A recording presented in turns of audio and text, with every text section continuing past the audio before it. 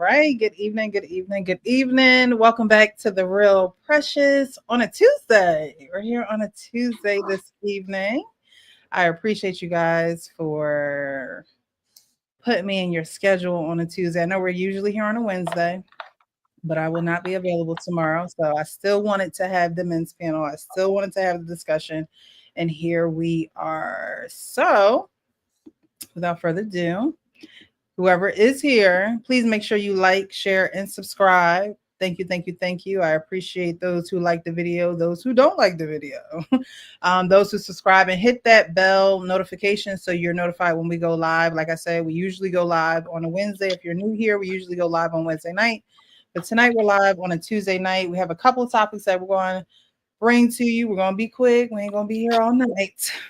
But then again, we just don't know how the conversation gonna flow. Okay, all right. I'm not gonna stop God's work. All right, we gonna have the conversation. All right. So I appreciate you guys for being here. I'll get to those in the chat in a little bit. But to those who are on the panel, how are you this evening, Mr. Frank? How are you this evening, sir? I'm good. I'm good. Good to see y'all, man. Yeah. See you too. All right, Coach Ferg, how you doing, sir?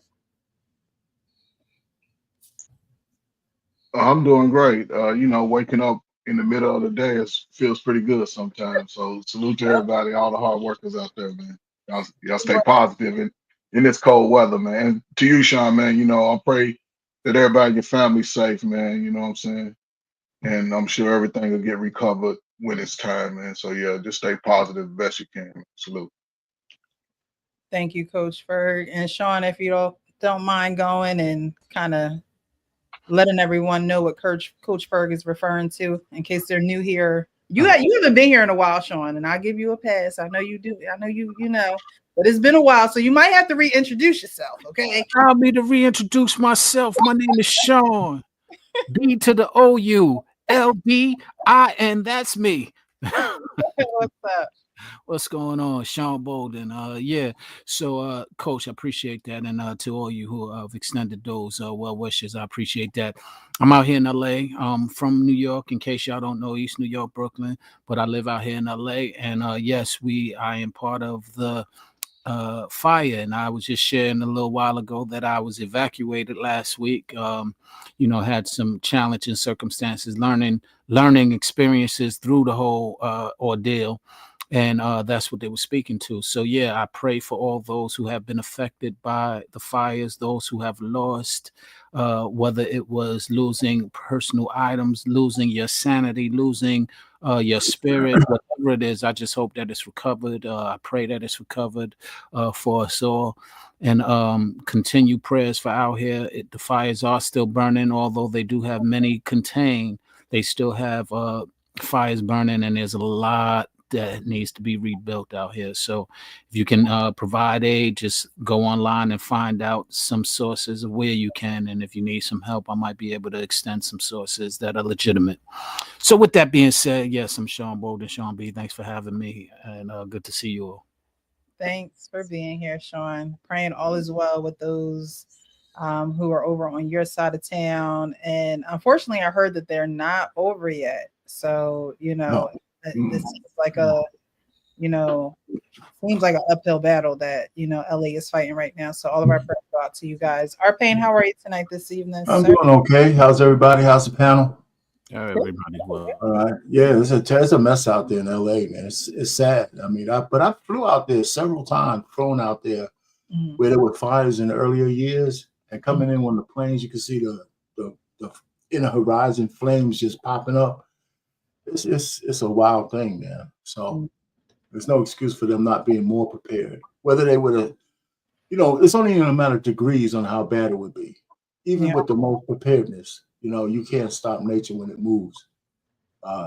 When nature decides, we got a living planet. When it moves, we're at its mercy. Now, I don't want to spend too much time on this because it is a tragic event that's going on in LA. But Arpain, you talked about, when nature moves, we have to be more prepared. I've been hearing, it's only what I've been hearing, is that they're trying to put a smart city in LA? Do you think that that's true? Like they're trying to make What do that you the mean by smart city? smart city. So they're trying to pretty much saying that these fires may have been manufactured, Mhm. that they are trying to, wipe everything out, especially because they stopped a lot of people's insurance, their fire insurance. Um, you know, if, I don't know how true it is. I'm just saying that's No, I, you know. I, I'll speak to that. There's a yeah, lot of conspiracies that's that what I are was gonna going say. on, and we can't really rule out what is what at this point. The one thing that I say that I'm sensitive to is people trying to place blame as opposed to trying to place help.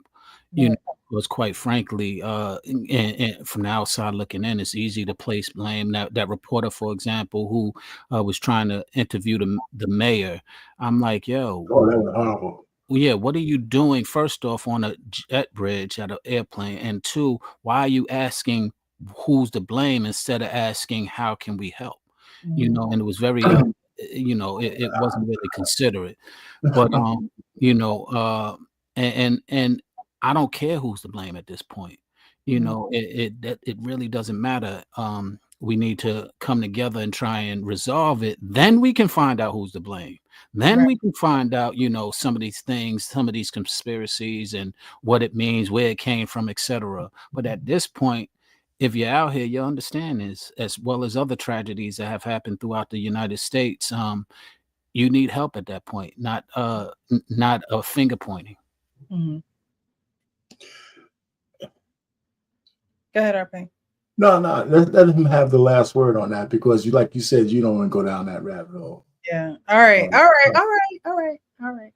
All right. To those who are watching, thank you so much for being here. Fishing the Fit is in the chat. Good evening, everyone. Good evening to you. J Dub is here, formerly known as Jeffrey Woodland. Good evening, Sister Precious, the panel, the chat, and the mods. It's that time again, reunited, and it feels so good. J Dub giving some love to Fish and the Fit. Tarika Smith is in the chat. Everyone, evening, everyone, please hit the like button as you come in. Yes, please, please, please. If you so see fit to bless me with a cash app, you could do that as well. Coach First, and don't hold your breath on what? Forgiveness? that sounds like something I would say. Yeah, that's good. That's good. You beat me to it. That as well. All right, y'all. So we're going to get right into it. So all of these videos, of course, I come across as I am scrolling on social media, looking for content, looking for videos that we can discuss, because a lot of these things do happen in real life. I believe all of these are literally real life scenarios. Not a skit, not, to put on a show for anybody, but literally real life scenarios. And this first one I came up on, we'll get into it, but I think this happens a lot more than not, just because there are no, mandatory tests at birth. Sometimes men find it easier to walk away from the woman that they had kids with rather than the child. But this is an interaction from a son to his mother in regards to his father. So we're going to watch this and then talk about it afterwards. My daddy out of my life because of y'all relationship problems. Don't come in my room asking me about nobody you don't see me with. Mom, but why does everybody else got a daddy but me? Why I don't got no daddy? You really want to know why your dad? Yeah, tell me. What's the reason? Say it. When I first had you, When you first had me, what? I was pregnant. Yeah, you was pregnant. And he wasn't acting right. He was cheating. He treated me like I was nothing my whole night. Listen to me.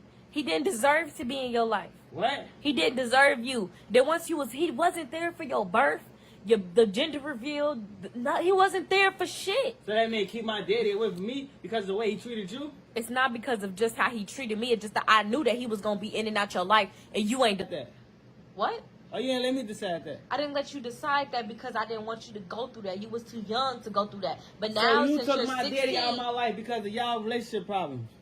since you're 16, Bro, you can contact him, Oh my but I cannot God. promise I you can't it's not believe gonna be it. the This same. whole say that when I was. Why you didn't let me decide that? Why is you deciding if I get to see my father or not. Huh? It's not even just me. That was Man, my I don't son. want to talk to you. Stop talking to me. I wish you was never in my life. Bro, oh, man. This, man, bro. I did what I thought was best for you. You didn't even let me give him a chance. You could give him a chance now. I have What? his social medias. Would you like to contact him Yeah. through social media? But you see Can I me. go live with my daddy? But has he reached out to you? I don't know it. Like he said, I don't know. All right. So how do you guys feel about this video? Because like I said, this is the case in a lot of cases, right? But the son don't know who his dad is. The mom held the father from the son because of how the father treated her, not realizing that that son was going to need his father. How do you guys feel about that? Oh man, I think that it's a classic case that goes on too often, and she's dealing with her feelings and not considering his. She's considering what she wants and not considering what he might need or what he might want. And it's unfortunate because as men who either experience that or haven't or have been around it, it becomes a very challenging thing because here it is, you're raised to love and respect and honor your mother when in fact she didn't love and respect and honor you and your feelings and you and or your father for that matter. So it's an unfortunate reality that we deal with, and I hate for it to continue on, and I wish that we have better resolutions to avoid those things.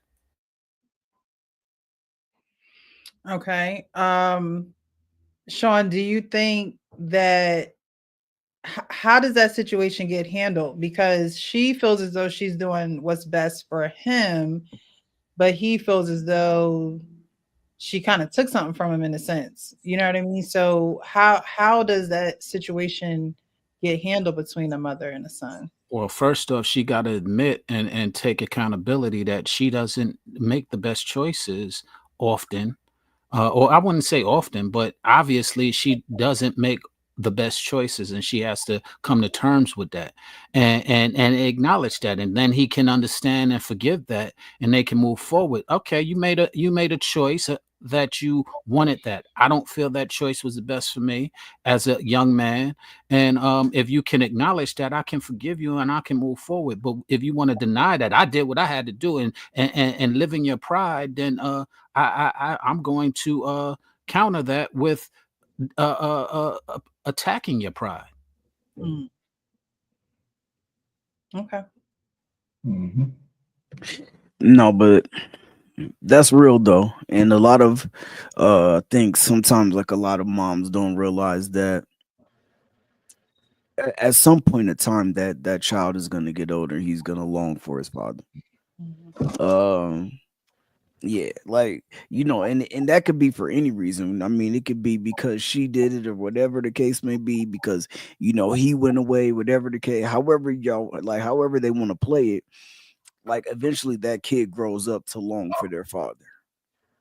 So, you could think you're doing the best for them in the moment and things like at the end of the day, the kid is gonna find out, and the kid is gonna decide for theirself.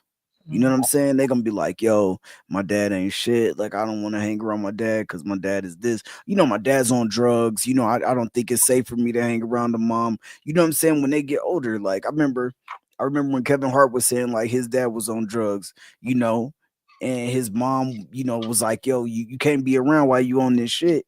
You know what I'm saying? Kevin knew his dad was on drugs. You know what I'm saying? But he still loved his dad and accepted him for who he was. And I think that that's what a lot of kids would do. Like, I'm gonna accept my pops, like, cause or you know what I'm saying, because he's my dad. Like it is what it is. Like, I don't get to choose my parents, but he is my dad. So, good or bad, we just gonna go through it together because that's my father. You know what I'm saying? And so sometimes, like, it just be for selfish reasons when it comes to keeping kids away. Even I know the video is not like about that, but even sometimes, like, dudes like us, we'll go, I don't have access to you no more. I don't want, and you know what I'm saying? And they'll distance. I had a like when I was in the army, I had a guy tell me, take take custody of my daughter. Like, Mm. I want to sign over all rights to you. Like, Oh. I had just met the mom. Like, I'm like, whoa, that's, you know what I'm saying? That's too fast. Like, hell no.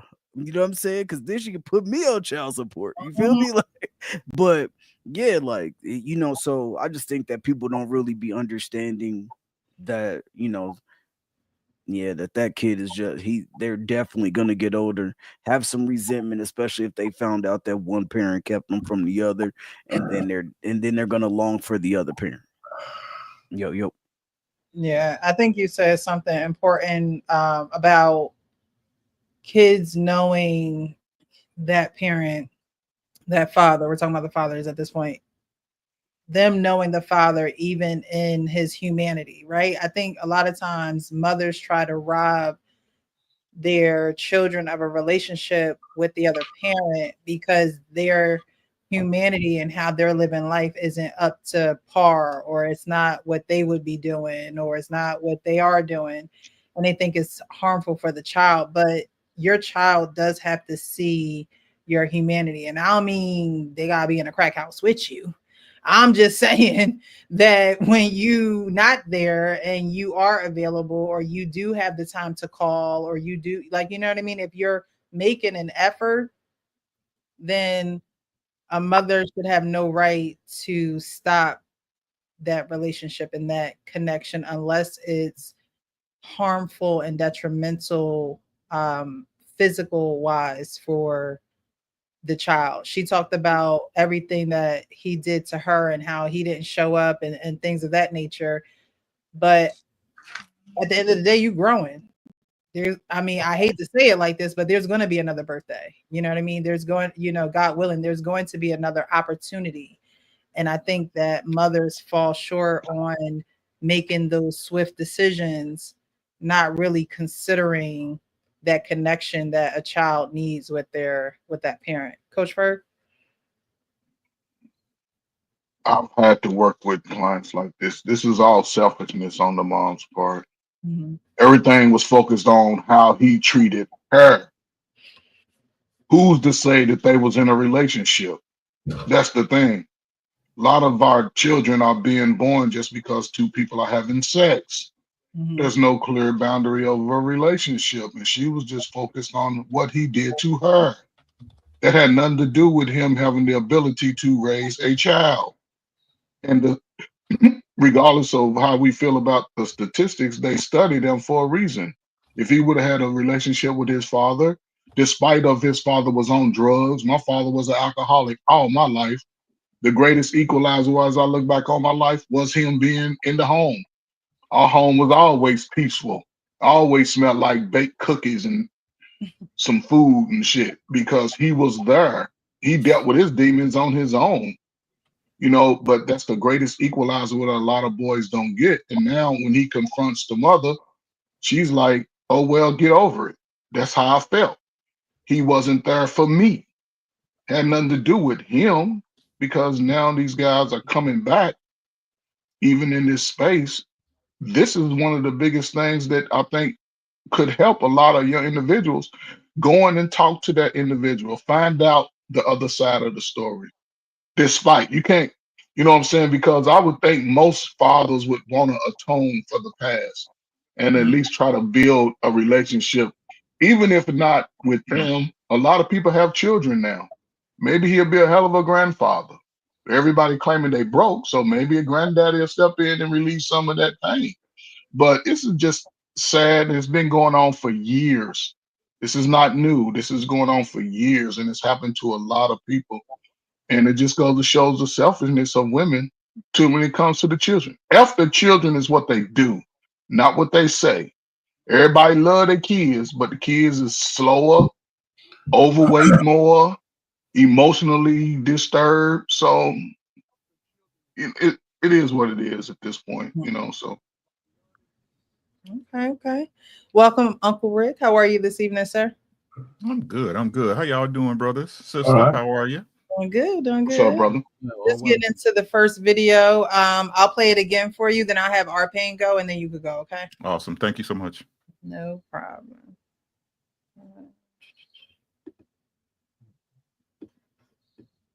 Now, So you since took you're my daddy out of 16, my life because of y'all relationship problems. don't come in my room asking me about nobody you don't see me with. Mom, but why does everybody else got a daddy but me? Why I don't got no daddy? You really want to know why your daddy? Yeah, tell me. What's the reason? Say it. When I first had you, When you first had me, what? I was pregnant. Yeah, you was pregnant. And he wasn't acting right. He was cheating. He treated me like I was nothing my whole night. Listen to me. He didn't deserve to be in your life. What? He didn't deserve you. Then once he wasn't there for your birth, the gender reveal. He wasn't there for shit. So that man keep my daddy away from me because of the way he treated you? It's not because of just how he treated me. It's just that I knew that he was gonna be in and out your life, and you ain't That. what? Oh, you didn't let me decide that. I didn't let you decide that because I didn't want you to go through that. You was too young to go through that. But So now, you since took you're my 16, daddy out of my life because of y'all relationship problems. since you're 16, Bro, you can contact him. Oh my but I cannot God, promise I you can't it's not gonna be believe the this same. whole time. Why you ain't been say that when I was? Why you ain't let me decide that? Why is you deciding if I get to see my father or not? Huh? It's not even just me. That was Now I more don't from want him. to talk to you. Stop talking to me. I wish you was never in my life. Bro, oh man, this man, bro. I did what I thought was best for you. You didn't even let me give him a chance.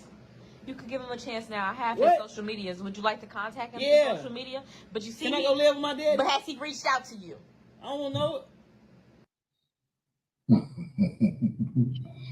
All right, okay. Well, Coach Ferg said a lot of it. I have to repeat it. But child alienation is real. It's pervasive. I want to say with a lot of women, but since I'm black, I know it's pervasive with black women. Period. We need to get rid of this whole thing that this single mom is a flex. Half the women calling themselves single moms is bullshit, especially if the father's a co-parenting. You are not no goddamn single mom. Facts. You know what I'm saying? And so now it's almost like a badge of honor to say, "Oh shit, I conquered the world all by myself with children," and it's a bad thing, because most of it is not true, and it's a way for women not to give credit to the father of those kids in their lives. So people have this false sense that women are raising. Too many women are still raising kids by themselves, and the ones who do sound like that woman in that video. Right. Because the only thing a man should do first, if a man is religiously paying child support without any problems, he probably does want to take care of his kid. He shouldn't have to wrestle with no goddamn woman to see his kids. Facts. Period. So I know this firsthand in my family. That I have a relative that he talks to me every so often. He's been alienated from his father. And he's a grown man now. I have to say, listen, man, you don't have to worry about your mother no more. Go talk to your pop. But she did such a number on him over the years. It's crazy. Mm-hmm. So anyway, I'll just leave it there. I mean, we're going to go around in circles because the problems are simple. Not simple. Well, if people would get married, but, we know what the issues are. That lady was wrong and was all about her feelings with that guy. Mm-hmm. And her son, is, self-aware enough to know that he's broken off from his father because of her. And it's nothing she could say that's going to change that.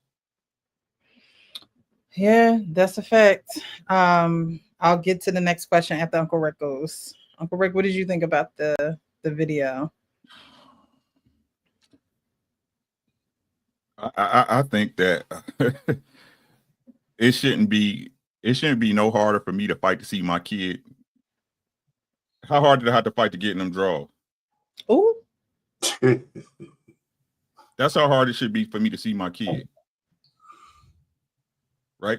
I think I honestly think that me and my wife was just talking about this, right? There's a really big disconnect in the black space of how difficult some black women can be when it comes to a man's children. They expect you to destroy your life so that you can prove something to them that never had to be proven anyway. Her feelings are a personal problem. She said she say he wasn't at the gender review. I knew he was gonna be in and out of your life. You ain't know that before you laid down with him? The smartest dummies on the planet.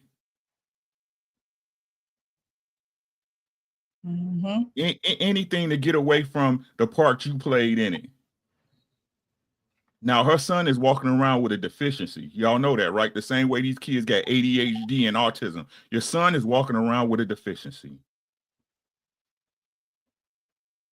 Yeah.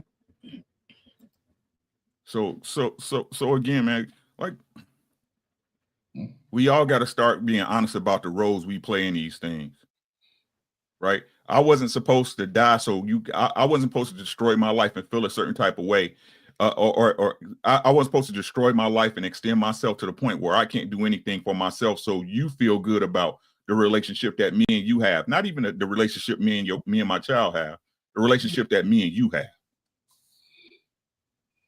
And who's losing? The person you say you cared about. But I digress. So my question now is, because, you know, your mother is the first woman in your life, right? And your mother, now you're in this situation with your mom where it's like, why didn't you tell me, or why didn't you give me the opportunity to feel these feelings or make the decisions for myself and things of that nature, right? Who do you think now this man is not going to trust? He's now going to go out not trusting. He's either not going to trust women, or he's going to trust them to the point where this woman now becomes his everything. And when I say that, I mean, men and women should be complete when they come together, right? You might have some issues that you're going through. They might have some issues that they going through, and then you grow together. You go through those issues together. But there are some men who have this mother wound or this anger towards their mom that now when they do get with women, sometimes they do make them their everything, because it's like, I didn't have this love for my mom. It's sometimes it's an unhealthy love. I think that there needs to be a balance where, you know, men have their activities and things that they do and go off on their own and go to work and things like that. But some men are very reliant on the woman that they're with because they don't have that healthy view of trust between a female and a male. And in that situation, it's not the intimacy that you would have with your lady, but it's an intimacy that you have with your mom, which means you know boundaries. So when you get with your lady, you'll know boundaries. So is it that he's not going to trust women, or is he going to make women like his everything? Looking at this scenario, which one do you guys think it is? Because when you can't trust your mom, it's like, all right, what woman do I go out here and trust? You know, it's funny. I mean, real quick, I think this guy's a little different because he's self-aware. A lot of these guys are not aware that they were alienated from their fathers. They just accept, you know, he's 15 and he's having this conversation with his mother. So he sees that there's a deficiency, and I think he feels deprived of that male thing. So there's a third option to what you said, is that he might, you know, want to have ultra, not traditional, but an ultra good relationship with any kids he has because of what happened to him. And that might make him look for the right kind of woman to have that relationship with as well. So she don't have to be everything. She just don't have to be like his mother. Gotcha. I think personally, and I'm speaking from my perspective and how I went through it, right? Again, because I had such a, I ain't gonna even say weird, right? It was like even though my mother had a man she was with, I was still expected to carry on the duties of the man of the house. Okay. You know what I mean? And I'm gonna be honest with you, like I accepted the role because that's how I was raised, but I didn't like my mother for that. You know what I'm saying? She robbed me of a lot of stuff. Like I'm the middle kid, and I had to fight kids. I got an older sister. It's me, my older sister, my brother, and my baby sister, right? I had to fight grown ass men, right? And protect my brother and sister at the same time. Right? So, and it's kind of twofold. What you said is it's kind of both, right? It's kind of both. right? Because you don't grow up trusting women, right? You start the ones that you see glimmers of hope in, you start to idolize them. Mm-hmm. You know what I'm saying? You start to idolize them. But then what happens is because you didn't have your dad, right? Because look, I don't like the rag stepfathers. Like we had this conversation before when they asked, did I respect my stepfather? And I said no. It's a bunch of background shit that's associated with that to make me feel that way, right? But it's a lot for a man to raise the kids and not just take on the financial responsibility, right? But the what's the word I'm looking for? The emotional responsibility, right? Mm-hmm. Of growing up teaching a man or a child or female child how to perform and move in this world, right? So what happened with me is like, again, because my stepfather, he never gave me the lessons, right? He never gave me the lesson. What happened is that when I got with my, what's up, Tim? It's like when I got with my high school sweetheart, I like she was everything. You know what I'm saying? But then I had to find out on my own that she just one of them. Mm-hmm. You know what I'm saying? So what that did is that put me into a certain space. So when I met my first wife, I just wasn't having it, right? When looking back at life now, it's whatever, because I was being honest in the moment, and it was what it was, right? Life show you if you made the right decision eventually, right? Mm-hmm. So I made the right decision, but if I'm being honest with myself, I didn't have no grace because of the steps I went through. That makes sense. You understand? Mm-hmm. It stops men from getting to where they're supposed to sooner, if that makes sense. Right? And unfortunately, along the way, it's gonna be some of y'all. Yeah. Right? So, like I said, look, we are responsible for what we're responsible for, but I keep trying to tell y'all, this single mother shit, it does everybody a fucking disservice, bro. It does the children, the men, and the women all a disservice. It just ain't hit your dough yet. All right, Uncle Rick. Welcome to the show, Teddy Rude, the barber. How are you? What's up, sis? How you doing? I'm well. For those who don't know, this is my brother, guys. What's up? Hey, how y'all doing, man? What's up, hey, brother? Trying to say what's up to the panel, man. How y'all doing? What's going on? Is this your younger brother or older brother? Older brother. Oh, okay. Bro, how you doing? So, I'm doing that right. By a little bit. I met my biological father last, June? And this is my brother. But I met my brother years before I met my father. It's a whole story. The life has taken me on quite a ride. But welcome, bro. But yeah, so shit, can I chime in on that? Yes, you can. Give you a little bit of background on me, a little bit more, sis? Come on, bro. Give it to us. So yeah, all right, first of all, disclaimer, you heard me. I'm from a small town in Louisiana. You know what I'm saying? I'm not talking about women, but I'm gonna talk about my mother. You know, through the situations and things that we have going on, man. My mother poisoned me from my father. My mother poisoned me from my father so much where it's still to this day, it's hard to talk. Man, we didn't reconcile a long time ago, but it's still hard to I don't know how to call him, and you know what I'm saying? Like, be like, what's up, Pops? You know what I'm saying? Like, I'm trying, I want to be. I really, really want to be. Like, me and my Pops, we got I ain't gonna say it's a great relationship, but it could be. It could be a great relationship, man. But my mama poisoned me so bad from my dad, man. Okay, first of all, my mama was on drugs. You know, she was on drugs, like, still to this day, 60-something years old, still in and out of jail. She probably finna go to jail in a little bit. You know what I'm saying? But coming up as a youngster, man, you couldn't tell me nothing about my mama. You know what I'm saying? Like, you couldn't tell me a goddamn thing, bro. My mama. Oh, can I say that? Yeah, I got them on YouTube.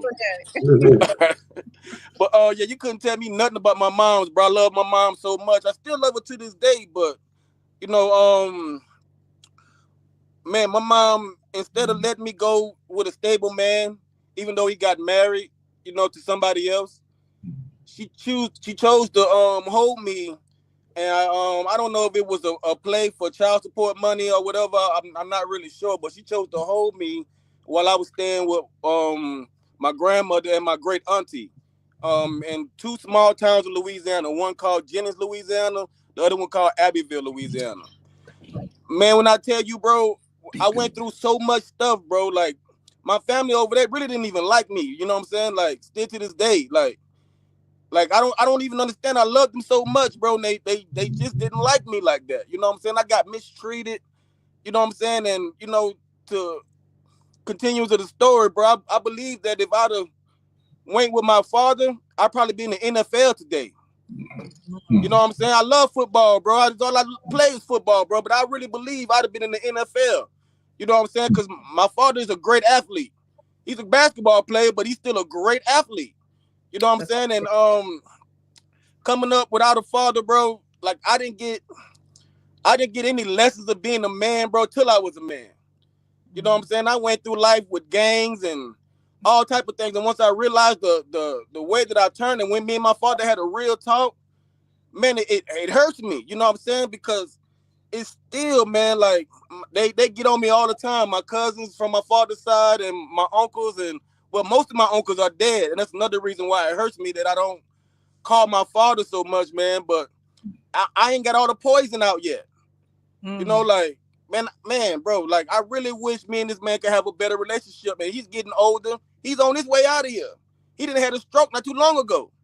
You know what I'm saying? So it's like, damn, man, it's killing me, bro. And it's like, I'm glad y'all talking about stuff like this, bro, because they don't really understand what that do to a young man, bro. They don't really understand, like, your hatred of somebody because of y'all relationship, keeping them away from their child, man. Like, what that does to them, bro, that just, it sharks them out of everything they need in life, man. And I'm still chasing, trying to be trying to figure out what it is to be a man in this world. You know what I'm saying? I got 5 kids of my own right now, bro. And it's, bro, I don't know what I would do if my baby mama told me I couldn't be around them. Like, I don't know how I would handle that. You know what I'm saying? So it's like, even though I'm not with all of them at all times, I try to call them and make sure I check on them all the time. Like, by me not being with my pops, and I don't even, like, I got mommy issues now, bro. I don't even talk to my mama no more. You know what I'm saying? Like, I'm in counseling now. You know what I'm saying? Trying to fix the problem that I have built inside of me. You know what I'm saying? So again, man, I'm so glad y'all talking about stuff like this, bro. I'm so glad my sister heading this. You know what I'm saying? So I can really come in and give my piece, man, because people really don't understand, man, the ramifications of not your father not being around, what it can do to you. You know, let me backtrack a little bit. When I was 16 years old, I got into a little bit of trouble. My mom was in jail. I was with my grandmother, so they sent me to my father's house at 16. Man, me and my pops didn't get along at all because my mama poisoned me so bad. You know what I'm saying? Like, I just felt like I had to, like I owed him some get back for that. You know what I'm saying? So I did a lot of shit. I ran away a lot. I did a lot of dumb kid shit. Damn, I'm still cussing. I'm trying not to.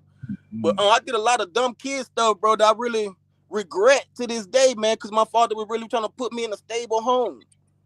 He really was trying to make sure I had school right. You know what I'm saying? Even when I didn't finish school right, man, he took me to a community college, man, to get a high school completion program, man. And I messed up all that, bro. And it's like, still to this day, I'm messing up, man. And now that I realize, you know what I'm saying, why, you know what I'm saying, it's like, man, I just need to go back to talking to my father, bro. But every time I think about it, bro, it's something pierced me in my heart, man.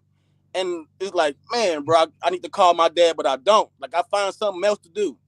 I always find something somewhere else to, like, I make an excuse. You know what I'm saying? Like, oh, man, I need to call my children. Or I'm still working. I'll call them, you know what I'm saying, when I get off of work. And then that ends up not happening. And then it's like, damn, man, I ain't talked to my dad in about 3 weeks. You know, so it's like, and I understand what it is. It's like the poison ain't out of me yet. And I think most of the poison is right now is regret. It's like, man, I'm ashamed to try to get up with you, man, because I should have been doing this. I'm 41 years old. You know what I'm saying, bro? Like, trying to make peace with my dad, and he's open arms, bro. He keep telling me, open arms, son. Call me, whatever you need, call me. You know, and I'm like, man, all right, I'm gonna call you, pops. And I'm still in my truck. I'm still chilling. Like, I'm still like finding other things to do, man. And it's like, bro, like that's stuff that women don't understand, bro. When you do things like that to a young man, and I'm not blocking out young females too, because they need their father too. But a young man, bro, like my kids right now, because I was always in their life, man, they straight. Like they good functioning in college. Well, 2 of them in college right now. Other one getting ready to go to college. And I got 2 small kids. You know what I'm saying? They good. But me, I'm still trying to figure out what they call life, man. And I'm going to end on that, y'all. Thank y'all for having me. Thank you, sir. Thank you for sharing that. Thank you for being vulnerable. Like tears at times. That's the realest conversation I done heard about the real conversation. Call your daddy, bro. Yeah, you need to call Pops, bro. Go. I'm gonna call him, man. Please now, the fact that you shared this story, can we comment on it?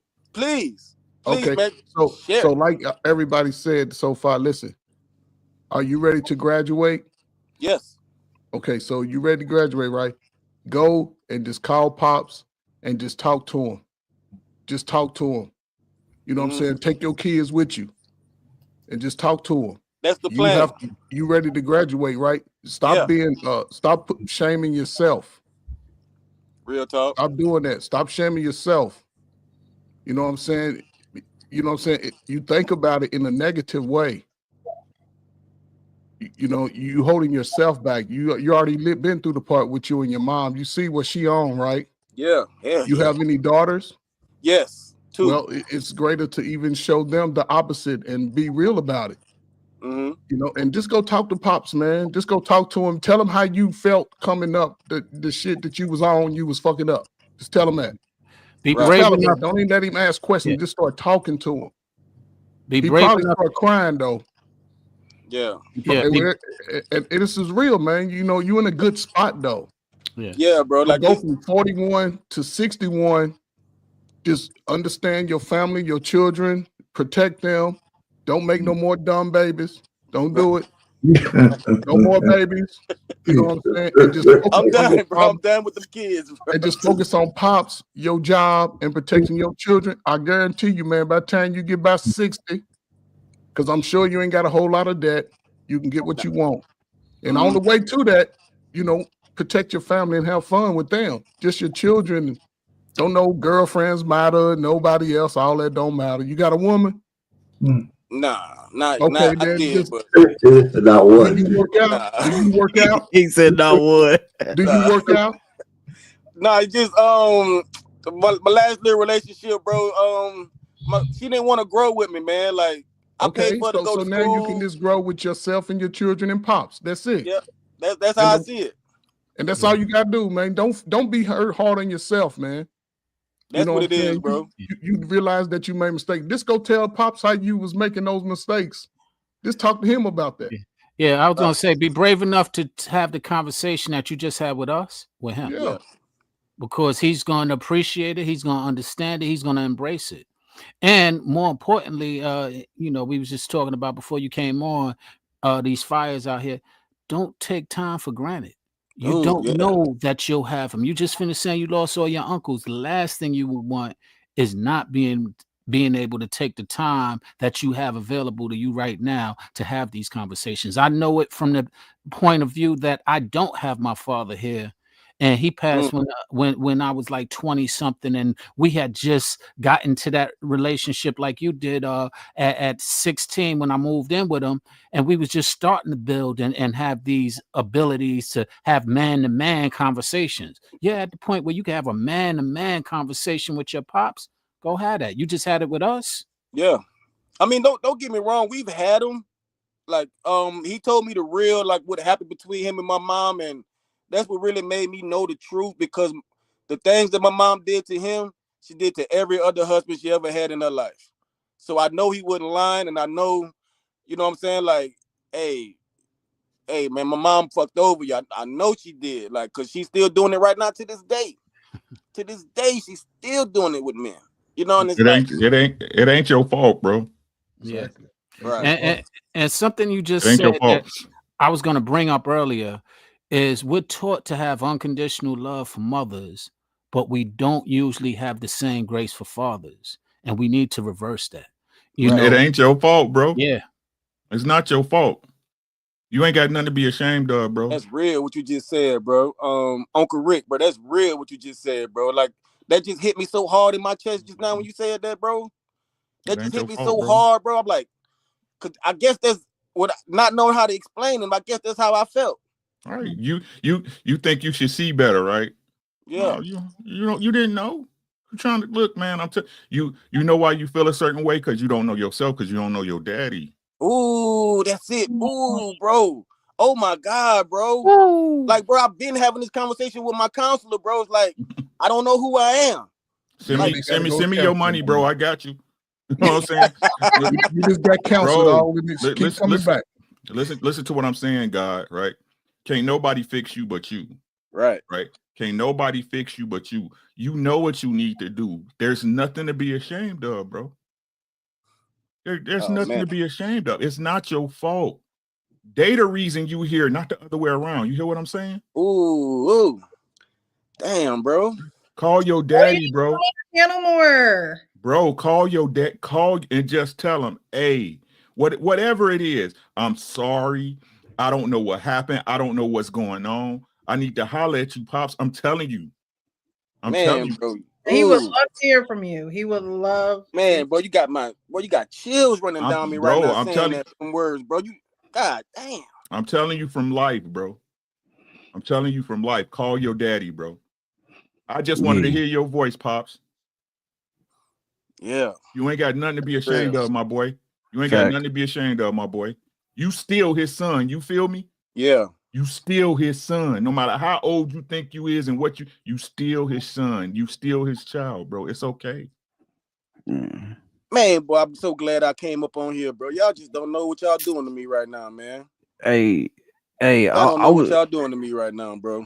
Hey, I was just gonna say, you know, because going after, you know, Coach Ferg and Rick and those pause, you know what I'm saying? But you know what I'm saying, bringing the message up after that now. But I was just gonna say, man, definitely I heard your sis say, you know, join the panel more often, bro. Like you know what I'm saying? Just joining this panel, being around these brothers right here, man.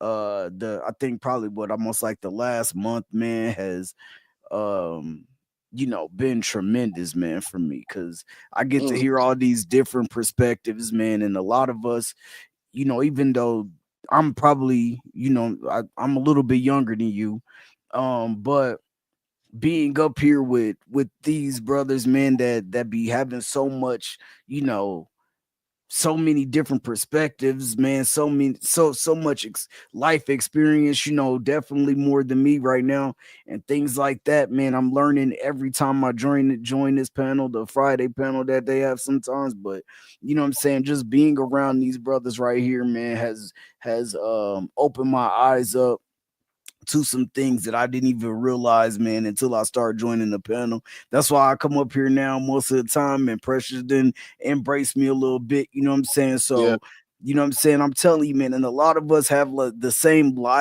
lived experience, you know what I'm saying, growing up in the inner city, growing up in gangs, and, you know, pop not being around, and we all kind of live, you know what I'm saying, that same shit growing up, you know what I'm saying? Not accepting your mama's boyfriends coming around, and you know what I'm saying? I'm trying to run them off, you know, I'm you know, yelling, see this, see that, you know what I'm saying? Every day, everywhere, you know what I'm saying? And so yeah, man, you definitely have to. And I think because something that Uncle Rick said that hit me was how he got, like, when he got older, the things that he was doing. And I just remember I had to apologize. I had to go back and apologize to my daughter's mom a few years ago, because I grew up without my pops, and then I kind of grew up without my mom, since it was off and on, and I was mainly raised by my grandma. Once I got to 22, 23, I just wanted a kid. I didn't think about family at all. I didn't think about 2-parent households. I didn't think about wives. I didn't think about shit. Like nothing like that. I thought I just want to be a dad because I didn't have one. Literally, that was it. So I'm just out here wilding in the Army for like a year. Just wilding. And then ended up, you know what I'm saying, getting my daughter mom pregnant. You know what I'm saying? And now, you know what I'm really a single dad. Like you know what I'm saying? I get zero help. And it's been that way since she was 3. You know what I'm saying? It's just, but I think Precious had asked, like, which way does it make you go? You know, like, does it make you go where you need a woman or where you need this or where you want to do that? It made me just want a kid. I didn't even want a family. Right. You know what I'm saying? Yeah, But I think I was just on that same route when I had my first son, bro, because it's just like Uncle Rick said, bro, I just wanted an identity. You know what I'm saying? Like, I just wanted to be like if I didn't have no other identity, being a dad would be my identity. Right. You know what I'm saying? So it's like, and that didn't work as much as I thought it would. Not at all. You're looking for what you didn't have. Right. Like, man, call your pops. All the bullshit aside, man, call your pops, bro. Yeah, definitely go. Y'all just don't know the encouragement y'all gave me, man. It's like, yes, sir. I'm so glad I got that text. I'm so glad I figured out how to get on here, man. I was just studying. I was like, I'm gonna figure out how to get up here. I gotta get in on this conversation because it was hitting. I'm listening to y'all talk. I'm watching the live at first. I'm listening to y'all talk, man. I was like, oh no, I gotta get in on this. I gotta at least share my story, man, because what y'all saying was hitting home. You know what I'm saying? It's crazy, man. Like like that. Like I said, man, we didn't have generations of people seeing these things, but we continue to repeat it. Somebody got to stop the bullshit, man. Yes. Right. Somebody got to stop the bullshit, man. Yeah. And here you are, man. You right in the dynamic of that right now, right? Yes. So, do you have an opportunity to go see him? Yeah, I'll probably be down there by the end of the month. Listen, don't even give us a date. Just when you go, just walk in, drop your bags, give him a hug, hold him up because he might be ready to cry. Accept all that, man. Embrace all that, man. Embrace all that and just talk to him, like everybody's saying. That's the greatest equalizer. I'm telling you, bro, it's gonna be a epiphany, bro. Your eyes, you gonna see shit totally different, man. Yeah. I'm telling you, forgive him and forgive yourself, bro. For real. Sir. It's like I'm telling you, bro, just fuck it, bro. That's all I can say. All that old Uncle shit, Rick, bro. You Pastor Rick, you Pastor Rick, for real. Look, bro, I'm telling y'all, man. Then we gonna take that on vacation, and then we can have a little vacation somewhere. Yeah, we need to do that. Man, we need to do that, sis. For real, we need to this take whole pops out. complexion changed the color. This is a real situation. Precious had to go off screen to get her. I had to shed a couple and this is the greatest thing about it. Because what sis didn't really realize, because we never really talked too much about our stuff, we kind of share the same kind of story. You know what I'm saying? So I know my story was really emotional for her. It's millions of brothers like you, man. But see, you don't know that I went to Louisiana. I seen the picture. It caught me off guard. I was like, oh shit. But I was going through, at that time, I was going through too much to even call y'all. Like, I was going through that breakup, and I had a lot of stuff going on, man. I had a lot of stuff going on. You know what I'm saying? Like, that's why I didn't hit you back as soon. But like, I'm good now. Like, I'm in my truck. I'm working. I'm trying to get myself back together. Get, you know what I'm saying? Get off my knees, like as what I would say. You know what I'm saying? And stop praying and start working. You know, so it's like I'm trying to get myself back out of that depressed. Go call your pops, my boy. I'm trying to tell you what to start fixing. Talk to your pops, bro. He probably know more than you ever thought he would know, bro. Call your pops. He do. I know, because I know him. Like, don't get me wrong, I know him. Like, I lived with him when I was younger, but y'all men now. Y'all men. You're Yeah. a man now, bro. Yeah, that's younger. You're a man now, bro. I'm telling Yeah, you're a man. He what you missing right now, bro. I'm telling you. He what you missing right now, my boy. I have no lies. I'm too old, bro. Right. Call your pops, bro. I see, bro. You real as hell, Uncle Rick, but That's the way it's supposed to be. Right. Oh yeah, yeah. You Definitely. didn't have friends that was All trying the to time ain't no punk, bro. yeah. All the time ain't no punk. That's a fact. Real. I'm telling you That's right real. now. It'll That's be real. over before you know it, bro. You got a chance. Go ahead. Do your part. Your pop's gonna do his part. Yeah. Do your part. And once you go see Pops, man, release all that past, man. All that Release bullshit, that. man. Don't even take that back out on the road with you. Leave that there. Burn it up in the trash can. World That's a gonna whole look new different to life for you. you, man. Absolutely. World gonna start looking real different to you, my Yeah. brother.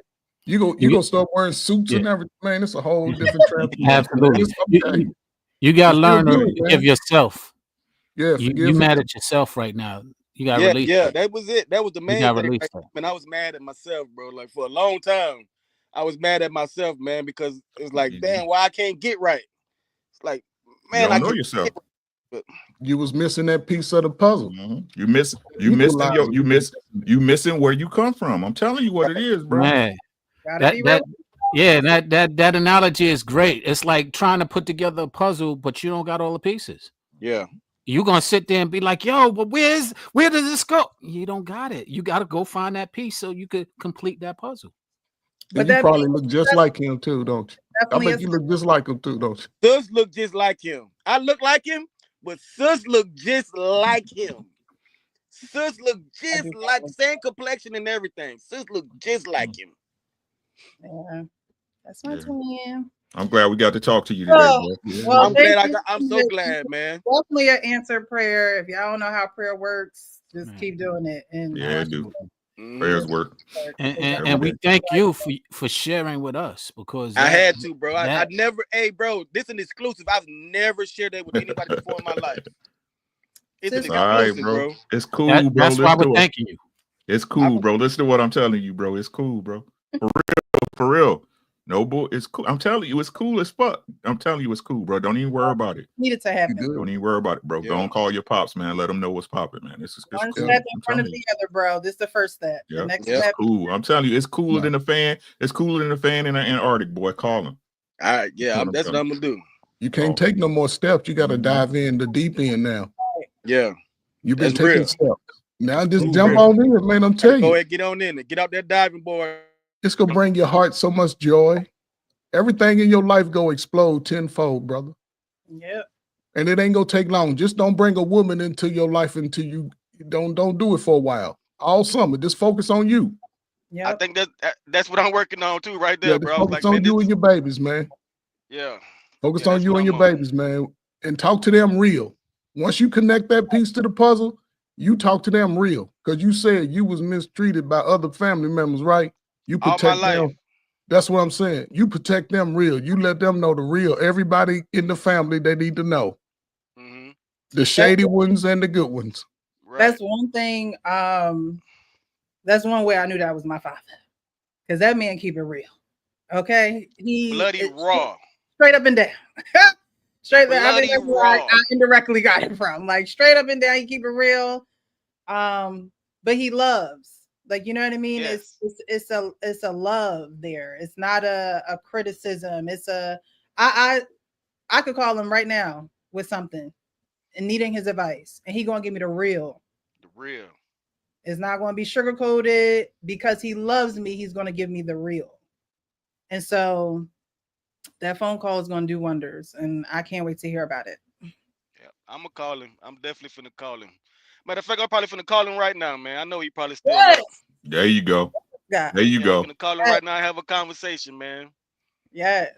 Man, Do I it while you appreciate got y'all time. having me, man. I'm gonna go ahead on and call him and while I'm still motivated and Yes. Go let's ahead, just man. talk. Just chop it up with him, man. I'm telling you, it's gonna. Yes, sir. All right, Love bro. it. Love I it. love you. I love Be you safe, too, bro. sis. Hey, peace and blessings, brothers. Peace and You as blessings. well. Peace You as and well. blessings, brother. Whew. Y'all just don't know. Man, Yeah, we do. Yeah, I do.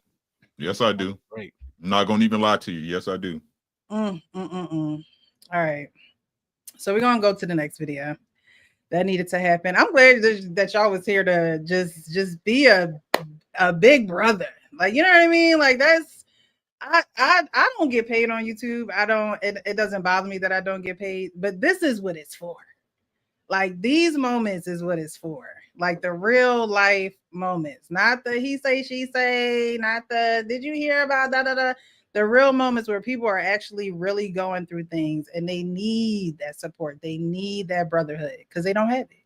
They don't know where to go. They don't know who to talk to. And boom. So I thank y'all. Thank y'all so much. Thank y'all so much. All right, next video.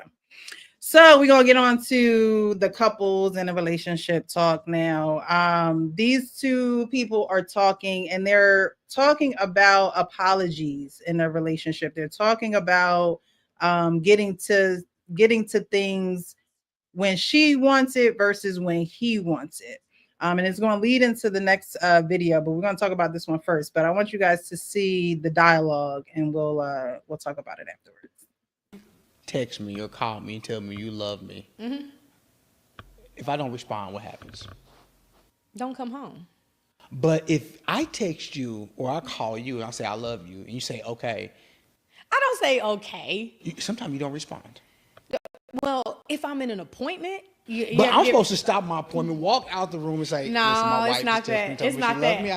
Because I feel like I know you're the cross for it, right? No, it's no different than the apology. It's no different than the apology thing. Is that you don't feel like you're wrong for having not to respond to me, but if I don't respond to you, then immediately I'm wrong for not responding to you. There's no difference in if you're going to apologize to me or not. Because here's what happens when the apology happens on your time. It makes all men feel like they just want to move forward. They're not really apologizing. They're just saying, I'm sorry so we can move on.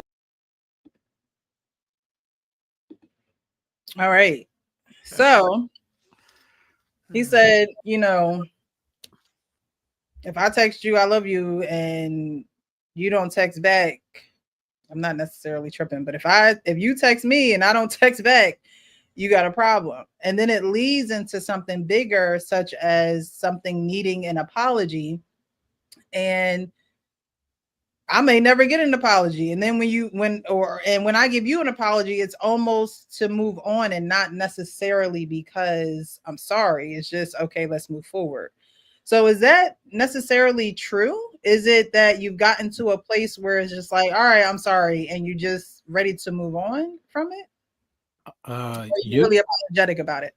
Usually it is true, especially when it comes on the woman's point of view, unfortunately. And and quite frankly, it's really simplistic of what it boils down to. Often women are just spoiled, period. And they want things the way they want it, how they want it. Now, men are spoiled as well at times, but y'all have been conditioned to be spoiled, to be coddled, to be a lot of these things that we're facing right now as adults, that because you have degrees and accomplishments, you're not really acknowledging. And it really boils down to that. Sometimes you're just spoiled. And we don't mind spoiling you if it can be reciprocated.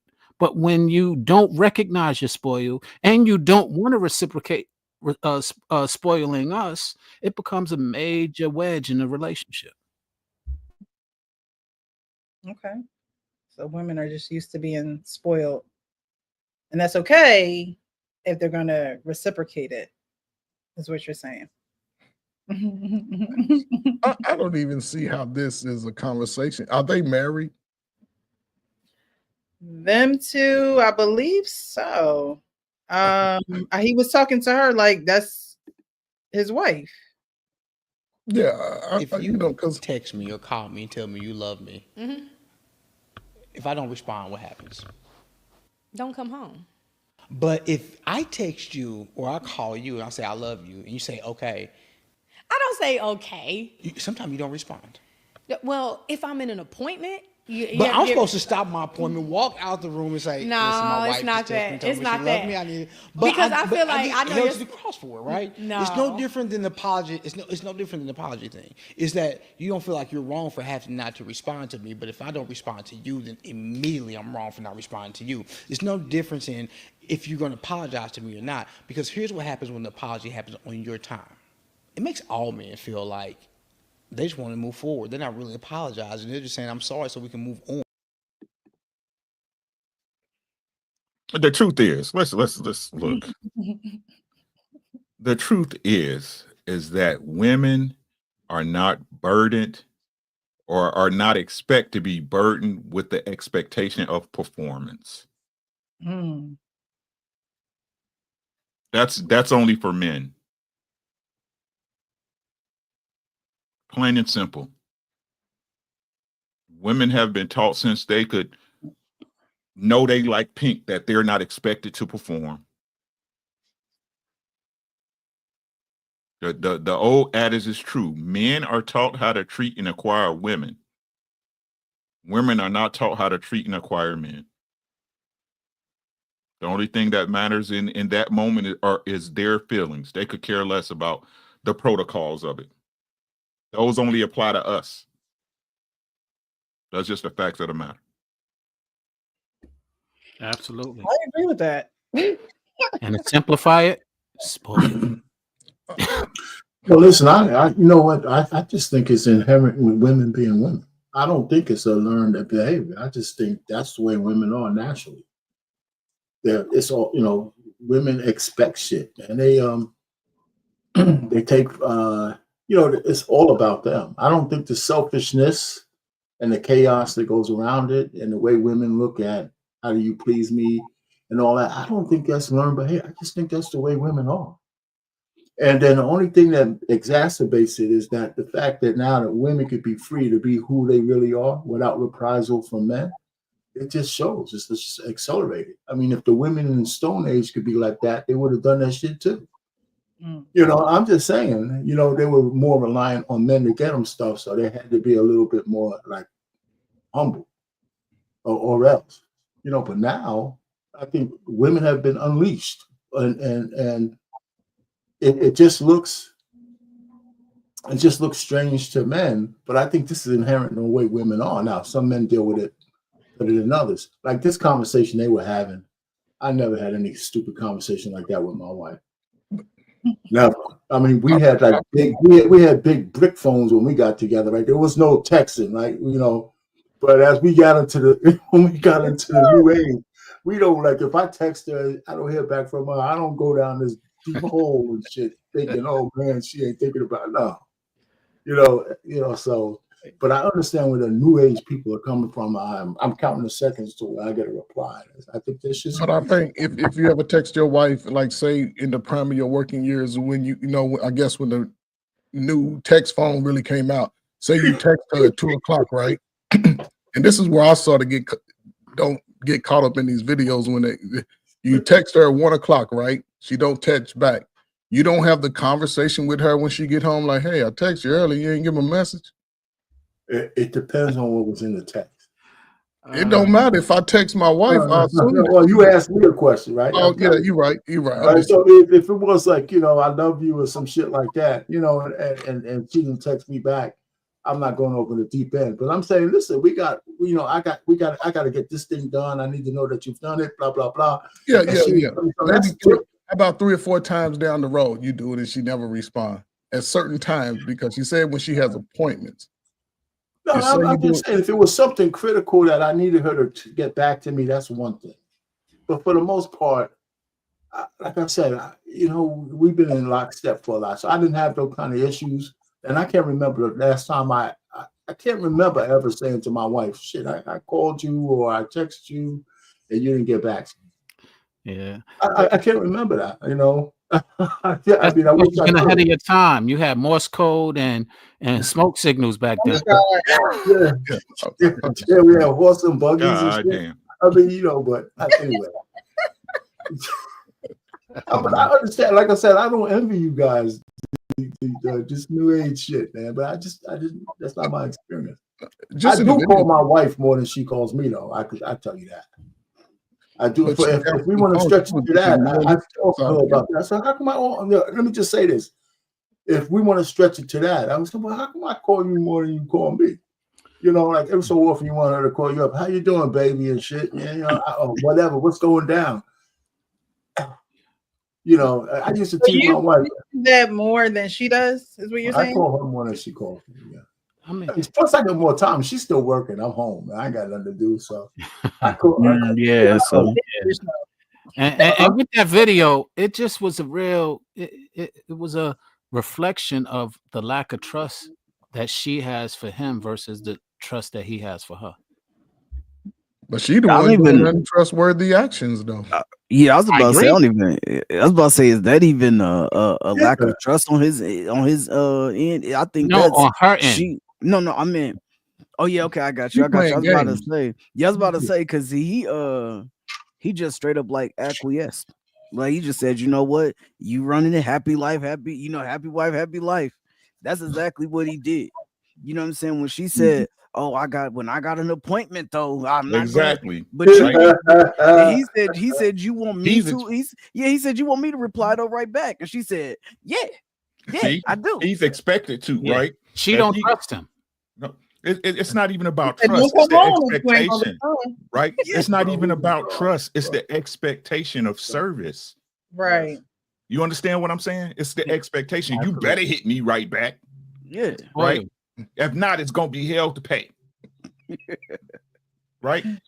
But him, hey, you see how she said it? Like he was supposed to know she was in an appointment, right? If I But got what an if appointment. what if I'm getting railed by my boyfriend?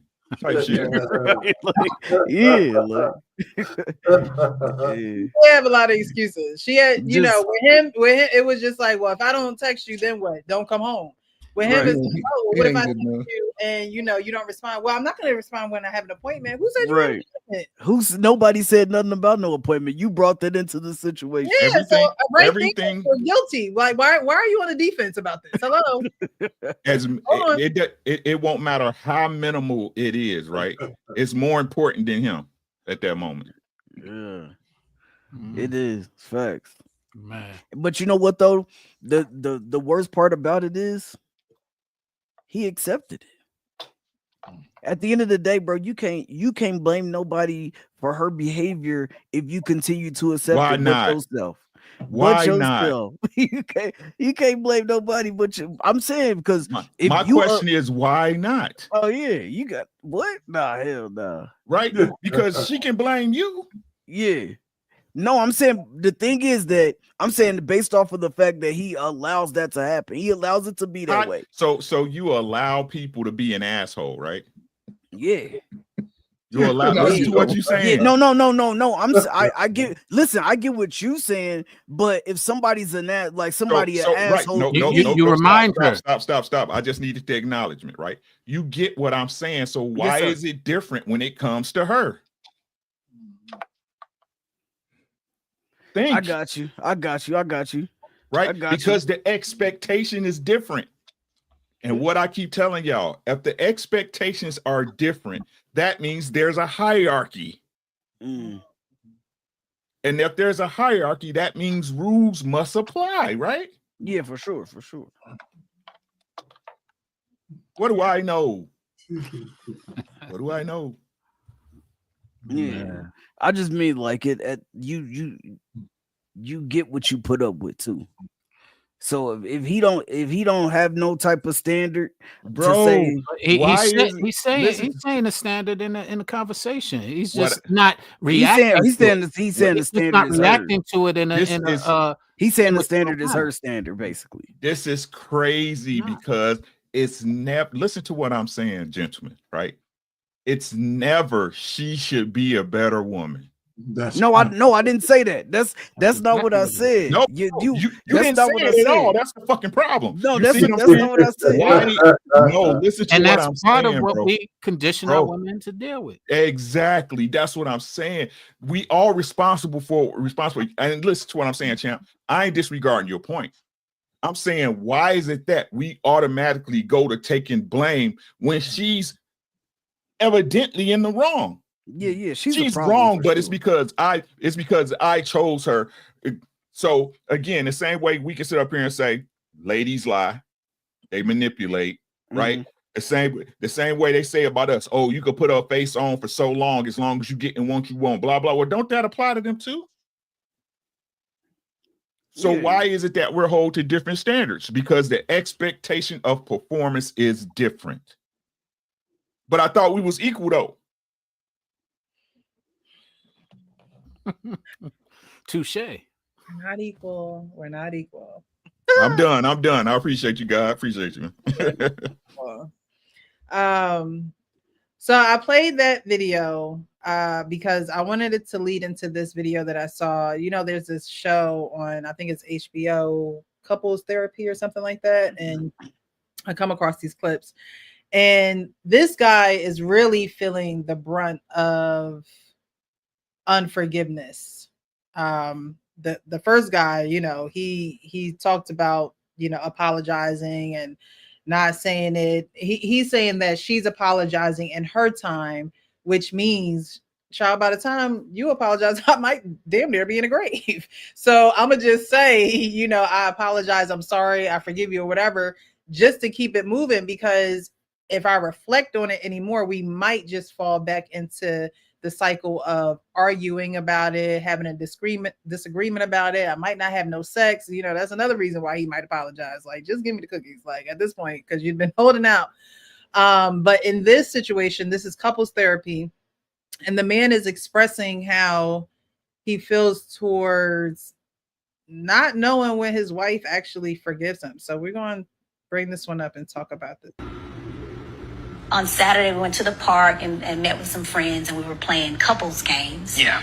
And one question we got stumped on. Well, more so, he got stumped on. The question said, how do you know that your partner has forgiven you? Mm-hmm. And I answered the question very easily. Just, oh, well, you know, you just come back around. You talk to me again. We laugh again. He couldn't answer the question. I couldn't answer. Your thought process? Yeah, so I initially thought, okay, I don't actually know that India ever forgives me for anything, because every time there's a fight, it's the fight plus whatever else. I'm always like fighting against Everything that has accumulated. Yeah, everything that has accumulated. Yeah. There's so much already stacked against me. Doesn't even matter what you're saying now. Yeah, it doesn't matter.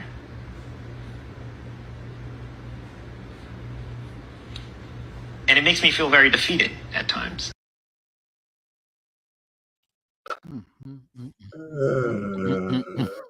Because it's his fault.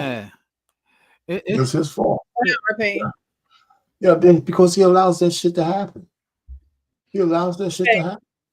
So, you know, I mean, you know, because women tend to stack shit. They may say women have memories like elephants. They tend to stack shit. Yeah?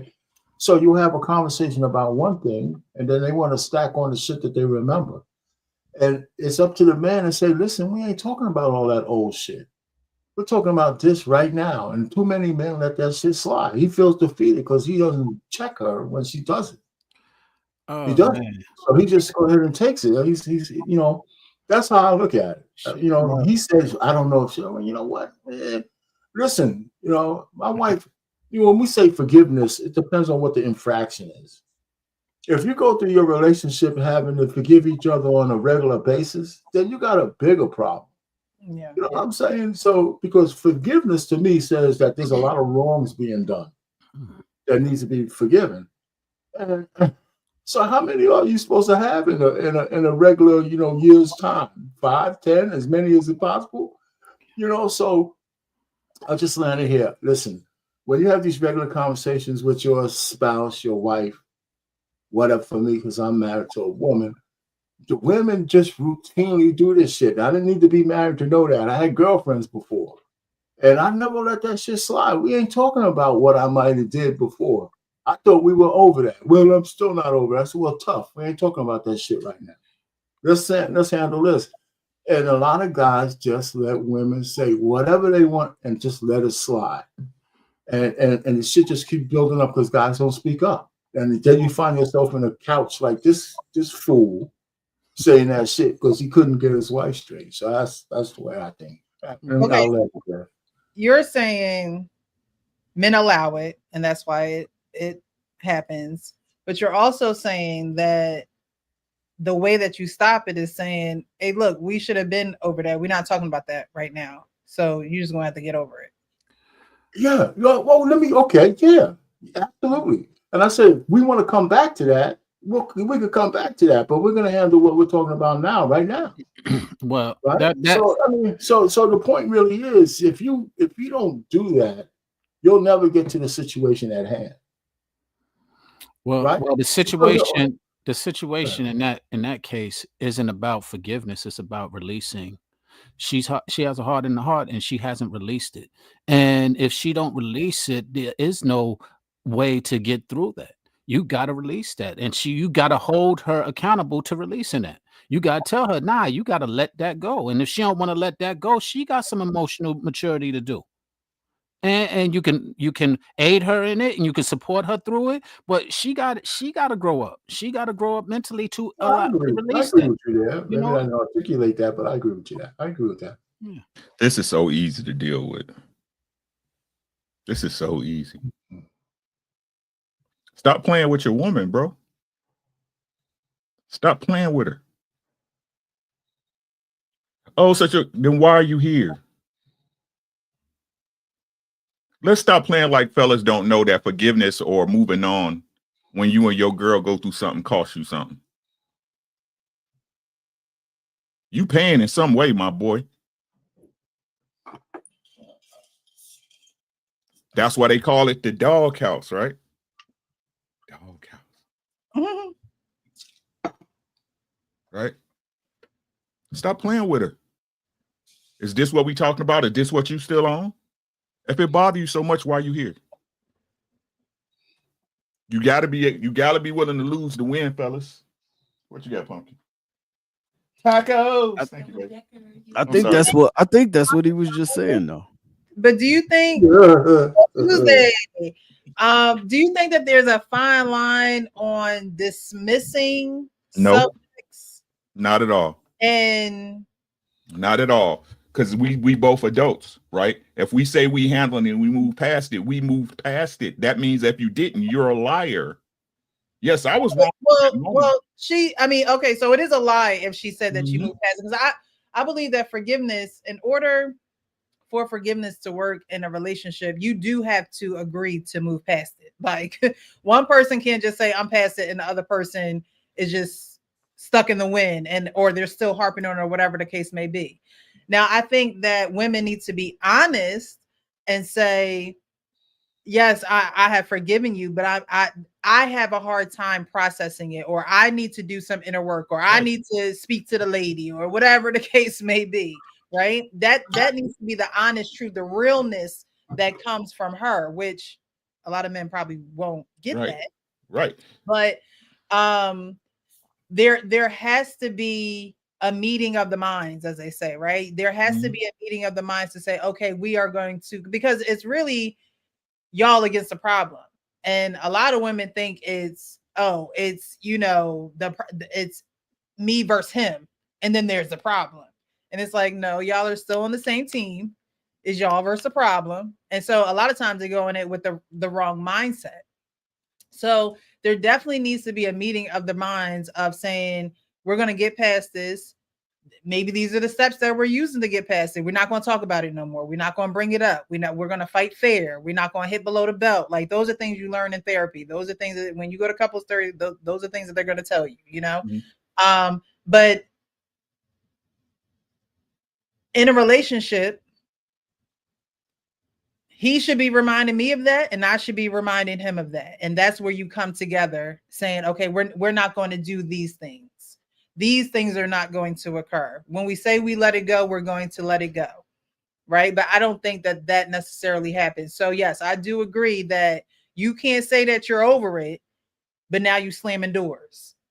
Now the microwave door about to go off the hinge because you're just so mad, but you can't really be honest and real about how you feel about it, or shoot, get a hobby to get write, draw, get it out. Like, you know what I mean? But you're taking, most times it's getting taken out on y'all. Like most 9 out of 10 is getting taken out on y'all. But that has to be something that women are honest with themselves about. Because a woman can go in a circle all day long. All day long, right? And y'all are straight, I'm going down the road, right? And so women have to be honest and say, I don't know why I can't get over this, and actually do the work to get over it. Not say, oh, I'm gonna just tuck it in the back. And then something y'all do may irritate her, may not be to her liking, whatever the case.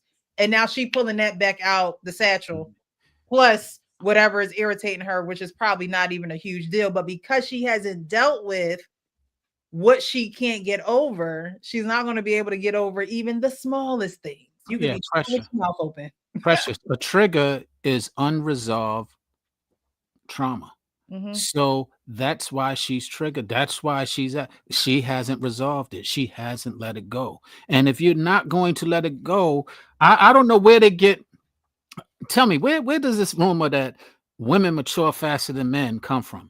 Maybe that's true, but not emotional maturity, because this emotional stuff that we continuously go through, for some reason, they're absent to it, or they don't believe that it exists. And we're like, yo, I don't care how many accolades you got, how many degrees you got, there's still an immaturity when it comes to your emotional capacity. And until we address that, you could call me all the enemies, you could call me hating, you could call me narcissistic, you could call me whatever you want. Until we're mature enough to address that, we won't ever get anywhere forward.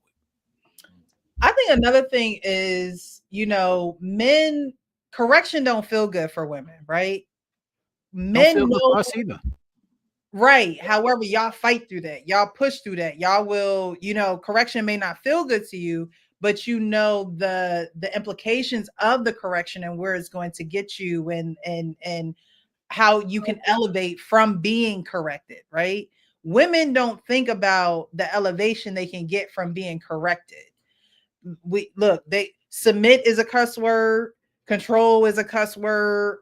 All those things, right, are negative. Accountability is a curse word for women. However, if they did submit or surrender to those words and the actual meaning of those words, they realize that it's only for elevation. But they're so stuck on correction, hurting, because when you say we're not going to talk about it, when you say we're done with this conversation, and she still got more and more and more and more and more and more and more to say, that's hurting her inside, not getting that out to you, because she wants you to hurt. She want to go through the back and forth. It's the drama. It's the trauma. It's all of that, right? She's not being elevated, being corrected. She wants to stay at that base level of trauma. And most men don't want to stay at that base level of trauma. It's like, all right, girl, I know you've been traumatized, but come on. It's a new day. We moving on to new levels. But if you ain't trying to move on to a new level, there's nothing that I can really do with you. But women, I can definitely say that there are women who don't want to feel the hurt of, it's almost like going to the gym. You haven't been to the gym in a while, your thighs burning, you can barely walk down the stairs. That hurt. Yeah. Okay. Well, you're loyal to your feelings as opposed to... Right. You're correcting your muscles. You're correcting the nervous system. You're correcting those things. And it's not going to feel good at first. But getting in the flow of it and being disciplined, your body starts to acquiesce to it. So I think with the forgiveness thing, now our Payne said, well, how many times are we supposed to forgive? 4 or 5 times? If you're forgiving all the time, then something wrong. No, if you're forgiving all the time, something is actually right. Because you're supposed to forgive. You're supposed to let it go. You're supposed to, the Bible says 70 times 7. That's a lot of times. Okay. That's a lot of times to be forgiven. And it's a lot of times, it's exaggerated, but it's a lot of times to get you in the act of forgiving all the time, because your body is not, your selfish nature is not going to allow you to forgive that many times without trying to blame somebody else, trying to see what they did versus what you did, try to see who right, who wrong. Well, to Payne's point, it is how many times, but the reason being is because you never really forgave. 23 hours. You never really forgave. I think that whole verse was out of context of what I'm talking about. But I understand what you're saying, though, Precious. Listen, my real point is, if this, and we maybe have to define what forgiveness for what kind of infraction. We need to talk about what the infraction really is, right? I mean, or else we'll be forgiving each other for just living, right? Because we're different people. So the fact is, I'm just saying, in order for me to forgive my wife for something, she would have to have committed some kind of infraction that needed forgiveness for. Right. So how many of those things we're gonna go through before I find out that you ain't the right woman for me? Exactly. You know what I'm saying? You know what I'm saying? I mean, that's my point. I mean, we don't. Exactly. I mean, I can count on I can pretty much count One on hand. my hand how many times we got to the level where we needed to forgive each other for something. But see, I don't want to derail this conversation, right? Because those things still needed to be handled, right? It doesn't have to be 1,000 of them. Even if it's 5, they all still need to be handled. So I agree with that point and that premise. All right, but if I'm going around, I gotta forgive you every time I turn around. You know what? Or you doing some shit I'm pissed off at every turn. We don't have a pretty good relationship. I think it's smart. I think it starts with the small things, right? I truly think that it starts with the small things, especially when you're dealing with someone that maybe hasn't grown up in a 2-parent home or hasn't seen, you know, the dynamic of how a man and a woman works together. Especially for women, especially if you haven't grown up in a 2-parent home and you're a woman trying to marry, you might get offended at everything. You just might get offended at everything. Like if I didn't see my mom and dad growing up and how their dynamic was, I don't know if I would have the same mental about marriage and wanting to be married and wanting to work with someone and wanting to build with someone and knowing what that looks like day in and day out. People who don't know what it looks like day in and day out don't realize that that's a job that you sign up for. You're signing up for this job, but it's a job nevertheless, to show up, to be present, to think about another person, to serve another person, to be there through sickness and health, to be there for their family when they're sick and needy and things of that nature. If you don't see those things, or even correction when it comes to kids and how my dad always had the last say. It just was what it was. He always had the last say. So if you don't see those things growing up, a woman can easily get offended thinking that a man is trying to control her, or thinking that a man is too controlling or trying to correct her every chance they get. And maybe she needs that correction because she didn't see it growing up, because she didn't know what it was like. We talked about sports the last show, right? How that really gets you in a rhythm of discipline and being able to actually truly honor someone being in that authoritative position. If a woman don't see those things, she can easily get offended. And so then you ask yourself, well, dang, how many times do I have to apologize? How many times do I have to? And that's when you, as a man, say, okay, she hasn't seen it. She don't know what it's like. She don't even know how to respect it. That's where she has to go to therapy. I'm an advocate for therapy. Okay. That's where she has to go and say, you know what? This man is requiring this and this and this and this. And or maybe she shouldn't be married. And I'm not really seeing, you know, why do I have to call him while I'm out? Why do I have to do this and that? That's where a woman has to then say, okay, maybe I don't know a lot about relationships in order to be in one.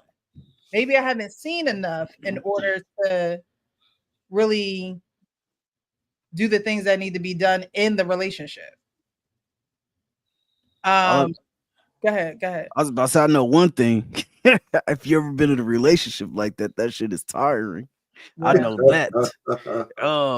Where, you know what I'm saying, you may have, you know, whatever, you cheated in the past, you fucked up, you know, she forgave you, or she said she forgave you.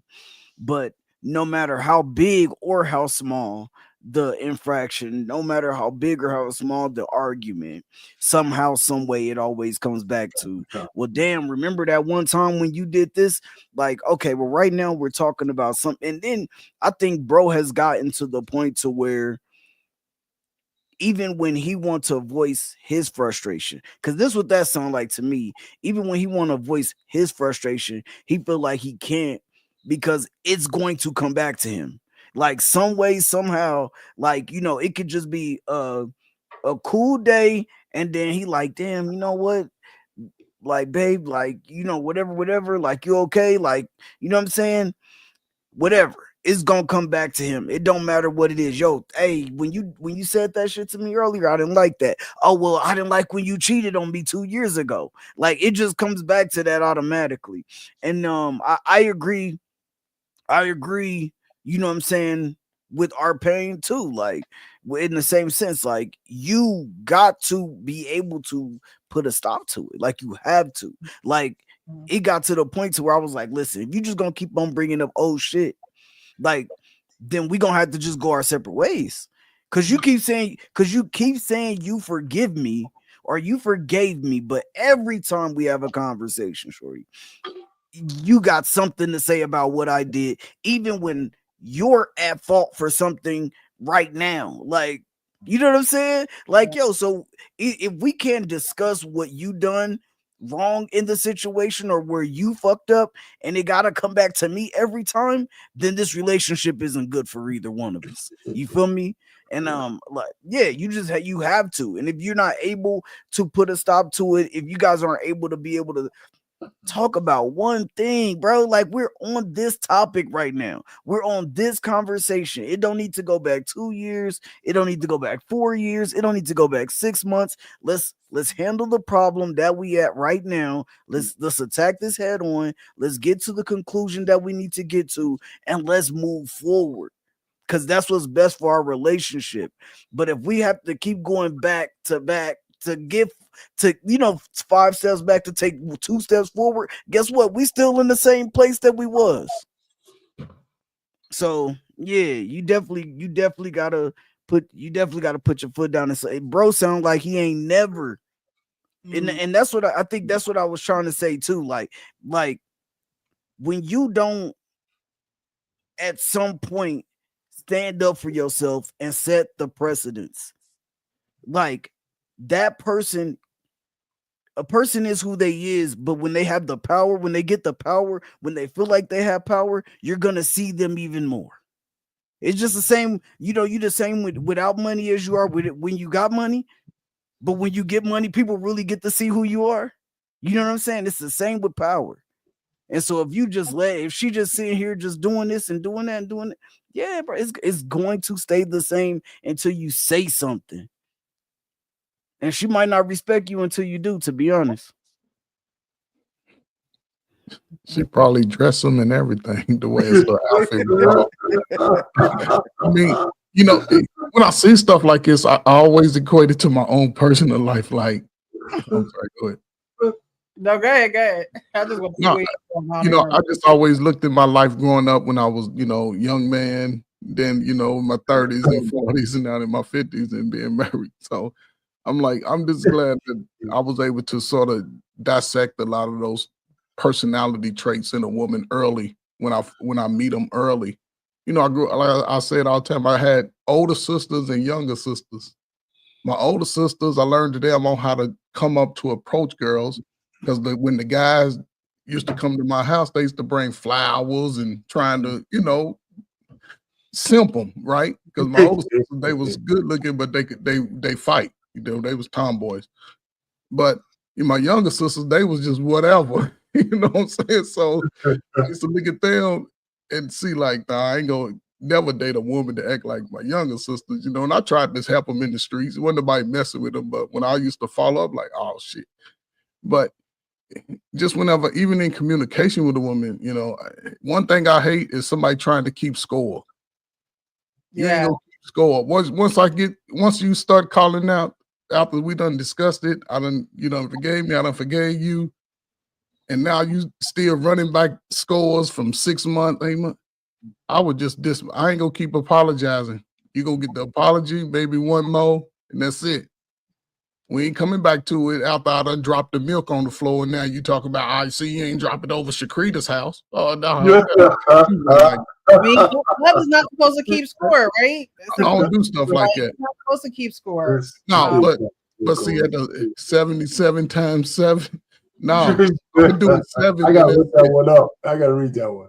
Yeah, I'm just saying. I just, you know, even my wife now, you know, when we first got married, we have those conversations, and before we go to bed, we have to talk it out. You know, we'd had a few early in a couple of years, we had to do some around the blocks and ride through the city of Chicago, you know what I'm saying? But it was cool. She wanted to go with dogs head to head out the window, and everything was good. Had a nice meal the next day, maybe a little fun when we got back. But even now, you know, to go through something like that now, you've been in for a few years, man. That has to be hell. I don't know advice to really give. Say, you know, make a decision for your mental health today, and understand you'll be all right. But a woman that moves like that, a lot of them got something to hide themselves because they're trying to control too much. Too much. You're trying to control too much. So don't like I said, man. I'm not gonna even give you the chance to do that. I'm gonna be honest. I do have. Was I almost crying in this video? I could have sworn I heard his voice crack a little bit on this thing. I think it did almost. Did y'all catch that? Look at y'all judging, about to judge him. Go ahead, get on this baby. I just heard. I thought I heard Ain't a man loves a woman. On Saturday, we went to the park and met with some friends, and we were playing couples games. Yeah. And one question Yeah, we got made him go to stumped the on. park, too. Well, more so, he got stumped on. The question said, how do you know that your partner has forgiven you? And I answered the question very easily. Just, oh, well, you know, you just come back around. You talk to me again. We laugh again. He couldn't answer the question. I'm sorry. I want to stop it right there real quick, though. You see how she said, oh, you just talk to me again. We laugh again. When did we ever fix the situation? When did that ever go down? You just talk to me again. Which means you're okay being passive about it. And then you're passive now, but you're ready to pounce later, right? It's like you're okay with just, oh, whenever you offer me some food, you know, whenever we see the same commercial and it's funny and we both laugh at the same time. I just wanted to point that out because he wants to get to the bottom of it. Right. And she thinks forgiveness is when you laugh again. The expectation of performance. She's not expected to. She's not expected to say, you know what, I was wrong. She's not expected to come and discuss it as a grown up. Oh, just when you're talking to me again, okay. and then try to say what it is, man. He had a problem with it, like he was caught up on it. I knew exactly what they were talking about. When it's like, no, you got it wrong, sis. It's exactly like he said, sis. Because again, she act like it's over with, but what's going to happen the next time they get into it? That old shit coming up. You see what I'm saying? Like, Sean says you're not supposed to forgive the same thing over and over. It's my wife. Many mistakes, and he's right about that. Yeah. So here the verse says forgive 70 times 7, but it also says that you're supposed to come together, have a resolve. If you can't do that, then get some more people who believe in the same thing that you believe in, bring it to them. But like, it's a whole process before you then say, you know what, if you can't get on the same page, then I gotta go. But that is part of the process though. So you're right, Sean, you're not supposed to forgive the same thing over and over if y'all can't come to a resolve and work it out. But I just wanted to point out how she just thought that she aced the test by saying that she's forgiven once they talk again and once they start laughing again. I answered the question very easily. Just, oh, well, you know, you just come back around. You talk to me again. We laugh again. He couldn't answer the question. I couldn't answer. Your thought process? Yeah, so I initially thought, okay, I don't actually know that India ever forgives me for anything. Because every time there's a fight, it's the fight plus whatever else I'm always like fighting against. Everything that has accumulated. Yeah, everything that has accumulated. Yeah. There's so much already stacked against me. Doesn't even matter what you're saying now. Yeah, it doesn't matter.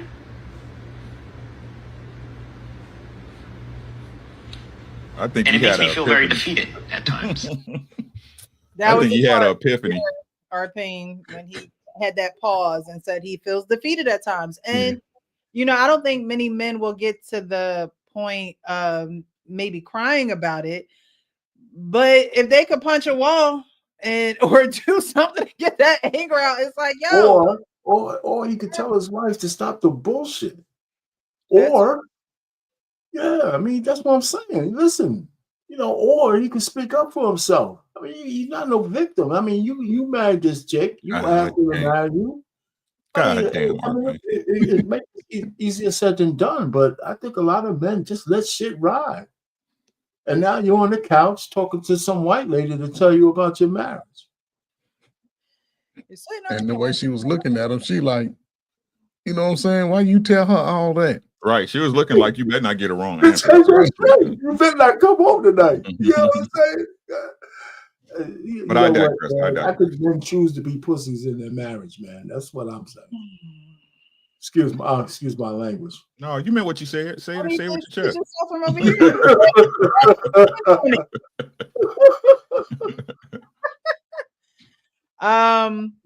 But I mean, overall, I agree. What's gonna continue is only what you allow. What you allow will continue, right? And at the end of the day, being a good leader is saying this needs to stop. It's saying that if this don't stop, then this will happen. It's a cause and effect type of thing. And if you don't give that to a woman, she's gonna continue to do what The only power a man has in 99% of cases is leaving. That's it. That's the only power he got. So if she can't meet him halfway on what he asking, all he could do is leave her alone. That's it. I agree. And like Arpain said, that probably needs to happen a lot more to straighten some of these women out, because I think women think that these men just aren't going to leave them, or these men aren't going to stop providing for them, or they're not going to stop being there for them. And I mean, and it's men that's the problem. It's men that's the problem. This is crazy when you think about it. This shit is insane. I don't think I wouldn't go to couples therapy if that was me. I wouldn't need couples therapy in that situation. And I think that's where men shouldn't be afraid to sort of talk to other men about those type of situations. Get different points of views, because going to the therapist, more than likely, she's going to arrange it, and it's going to be in the end, it's going to be a biased opinion in a sense. I would go to, and it's easier that I found out, especially when I'm working with young men, when they talk to other people that don't know them. Because a man will hold a man accountable in a sense. A man will just give them most men will give the best unsolicited advice, meaning they will look at both sides of the story and just try to go from there. It wouldn't be based off, what the mama did or the father did. Like, okay, what's best for you in this? And it may not be, professional, but when you get 2 or 3 good, solid brothers' opinions, you're going to get an understanding of, okay, let me just do the right thing. You know what I'm saying? Because when he got to that space, he's talking about it, but yet he still has no voice. Right.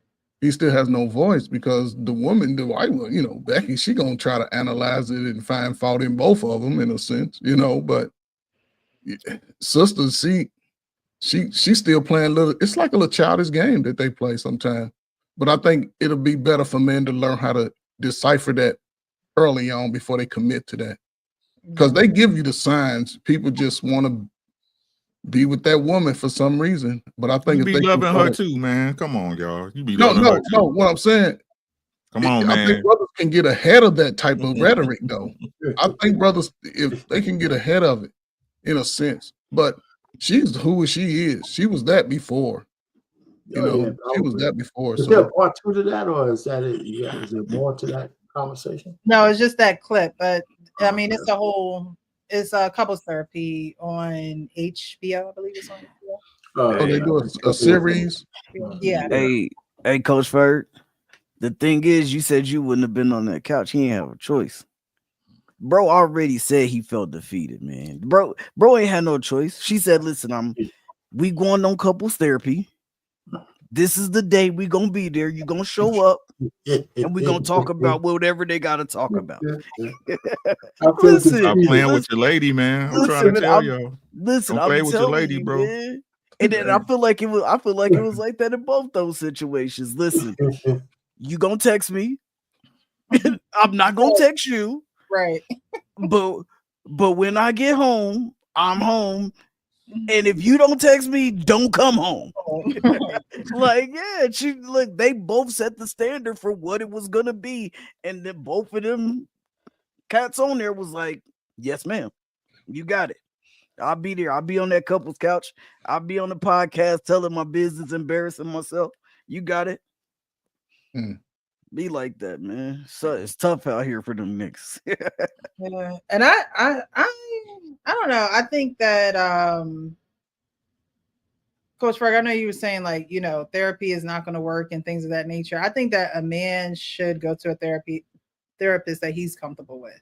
I don't even think you should go to a therapist that the woman is comfortable with. I don't think you should go to any woman therapist, but that's just my opinion. Well, I would think that men are more comfortable speaking to another man as a therapist, but that's just my assumption. I don't think women should go to a woman therapist. No, definitely. That's just my opinion. They get a worse advice to women. Well, whole family. I did it. Also a Christian woman therapist. She wasn't just like you know, but Don't matter. Men should definitely go to you know, a therapy is not something where you just go and you're just like, oh yeah, this is the right person for me. Therapy is something, it's like trying on a pair of shoes, like it has to fit.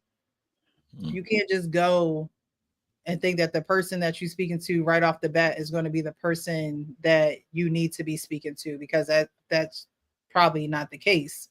This is just a rando, you know. But I think you should vet therapists. I think you definitely should do that. Or get, you know, trusted friends, get big brothers, get into a mentorship program, things of that nature. But I have a question for you on the therapy that the man should feel comfortable doing it and picking. I have a question for you, Precious, on the therapy part. Do you think when you're vetting therapists that women will vet for a therapist that they feel comfortable would agree with them more than a man? Right? So, you know what I'm saying? That I think women will go for a therapist that they'll feel will be in her favor in a discussion. And I'm trying to phrase the question right. I don't think maybe men will as much, but I'm not sure. But I'm almost guaranteed women feel more comfortable with somebody they think is going to have a favorable agreement with their psychosis. You know? I mean, I think that a sick woman would do that. Someone who is still mentally disturbed, because it's either you want help or you want to continue to hurt. You know what I mean? Like if you're going to someone that is going to agree with you, you literally just placing the money in their pocket. Well, the reason why I say that though, can we almost surmise that, and maybe it's just these YouTube streets, right? And maybe it's just social media, but it's already like a foregone conclusion that women are more comfortable hearing shit that they like to hear. And so look, I don't think it's just on social media. I think that's the way a lot of women live. So if I've heard a lot of stories about women going to a therapist. As soon as that therapist sides with a point that they don't agree with, they want another therapist. They want to stop doing it. So, so that's why I'm saying now there's a lot of simping, pandering men too. So I don't know where a woman has to really want to hear something that she hasn't already, that she knows that might have a little sting to it. Mm-hmm. But I think women avoid that shit like the plague. Like the plague. Forgiving relationships. This is why they can't forgive in relationships. They don't have, when you go to therapy, it's not about someone agreeing with you. It's someone hearing what you're going through and giving you the tools to be able to get through what you're going through. So it's not about you just sitting there and they're like, oh yeah, he's really wrong for not, wanting him to. It's That's like, what it's supposed How to does be. that make you feel? How does that make you feel? how did you contribute to him not wanting to take out the trash right then and there? What did you say to him? What words did you use? What tone did you use? And this is what you could do in the future. So it's not about a therapist agreeing with you. And I think that therapist, I think she was wrong for putting words in his mouth. I honestly think that. I think she should have just let him get out what he had to get out. She putting words in his mouth like, oh, and yeah, it's like everything you say doesn't matter. I think that she saw how disturbed he was by the behavior of his wife, and she went to go put words in his mouth when she should have just sat there and been quiet, totally quiet. Sometimes you got to be uncomfortable in the quiet so that that's almost like a sales tactic. But if he was such a cornball, he might have had to have that drug out of him. But damn, he a cornball now, R-Pain? God damn. I still think she should have just sat there. He's so upside down in his relationship, he needed to have a drug out of him. God damn. Because you also don't. It shouldn't feel like a 2 against 1 type of match.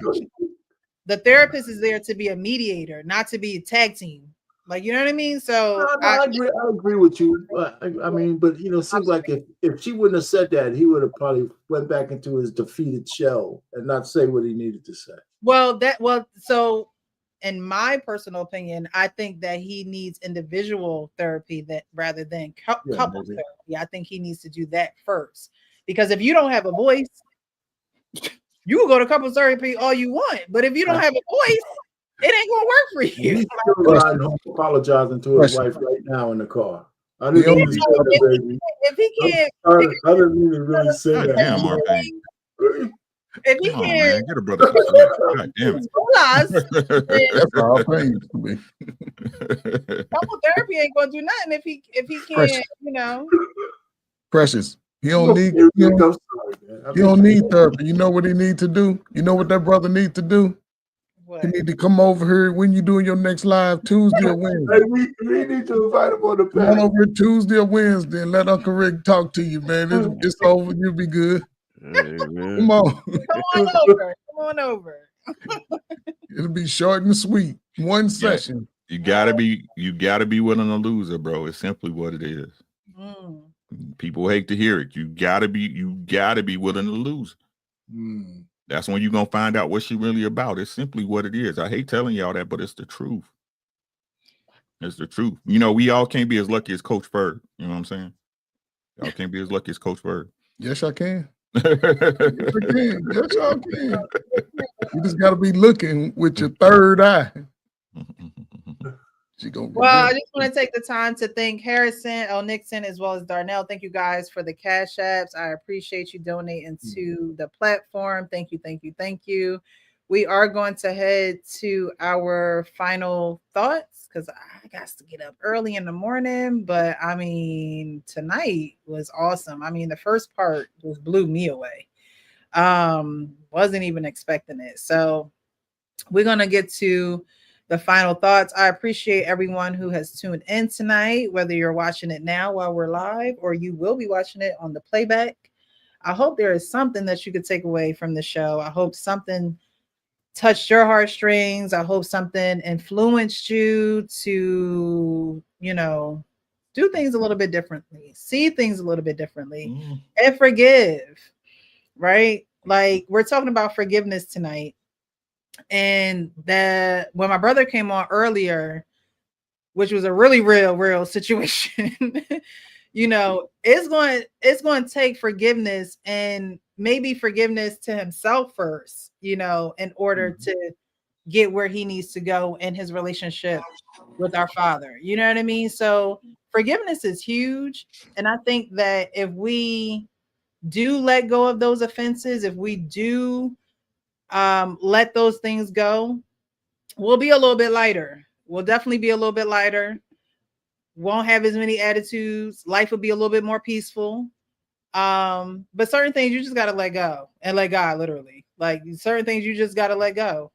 It's not worth it because you become sick inside.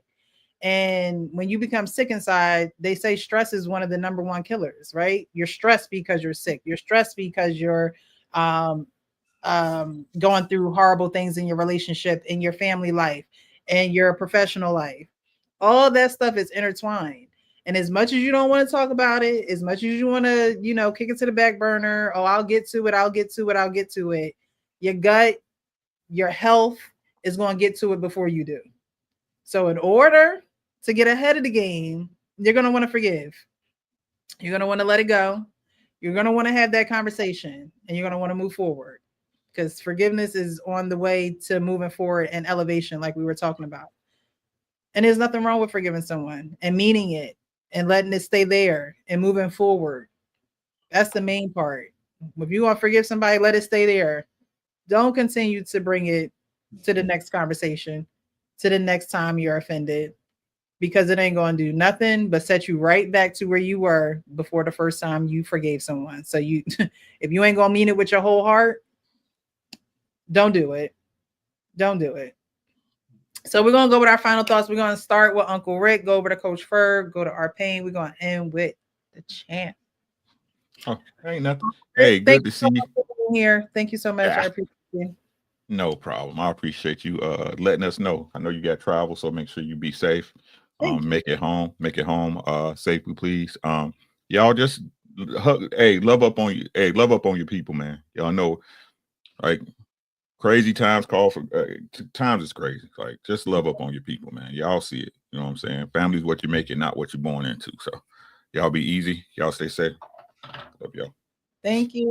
Good night. Good night. Coach Ferg, final thoughts. Well, Precious,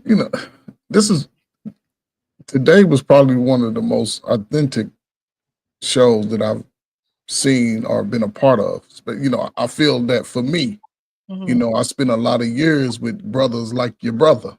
I can look at the ages of my former students and clients, and they're a little younger. They 30 and 31, but I met with the fathers who my age are a little younger, who've experienced a lot of what was talked about here today in the first part of the live, and I appreciate that, and just for him to get those messages from people he don't know, and he understands the authenticity that he sees in it and hears. And I saw you get emotional. I was trying to type it in the chat, like, oh girl, but I couldn't get it back. I was like, yeah. And it's like, it's needed. I think it's needed. And I think that's where brothers can take advantage of it, just based off the videos. You know what I'm saying? It's hard. It's sort of heartfelt, not heartbreaking, but it's heartfelt when you see it happening in real time for people. And that's why some of us have these stressors within our relationships, the high blood pressure, the stress, and a lot of the health issues we have really come from the women that are in our lives. Not so much the men.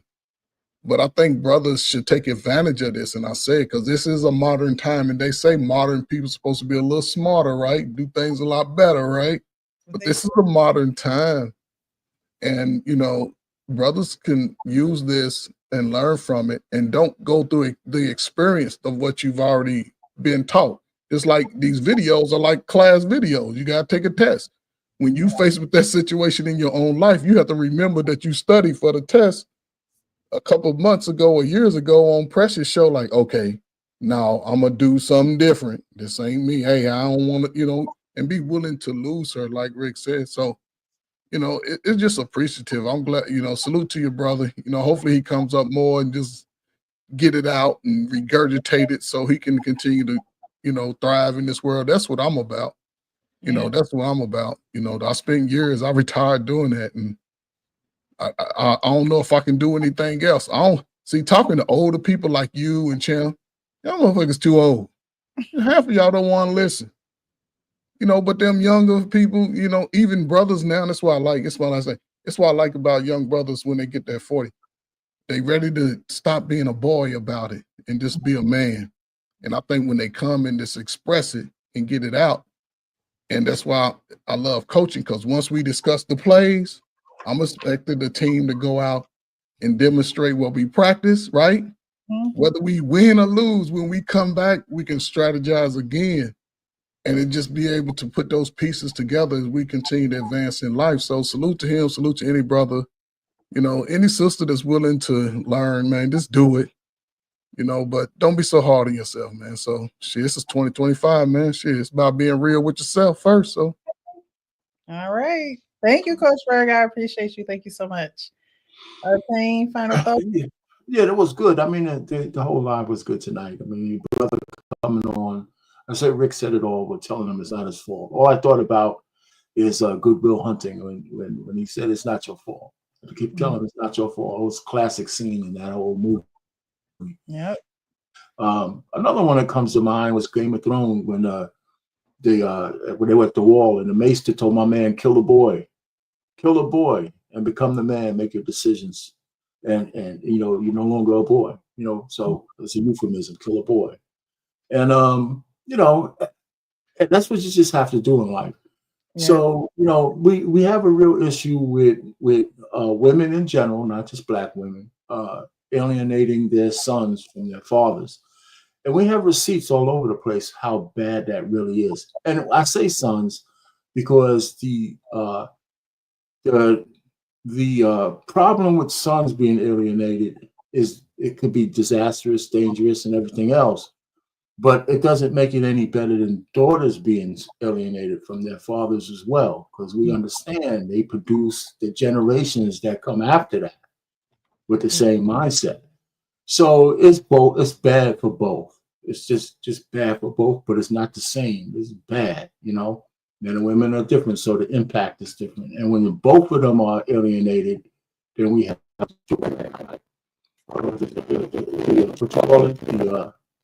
the perfect storm.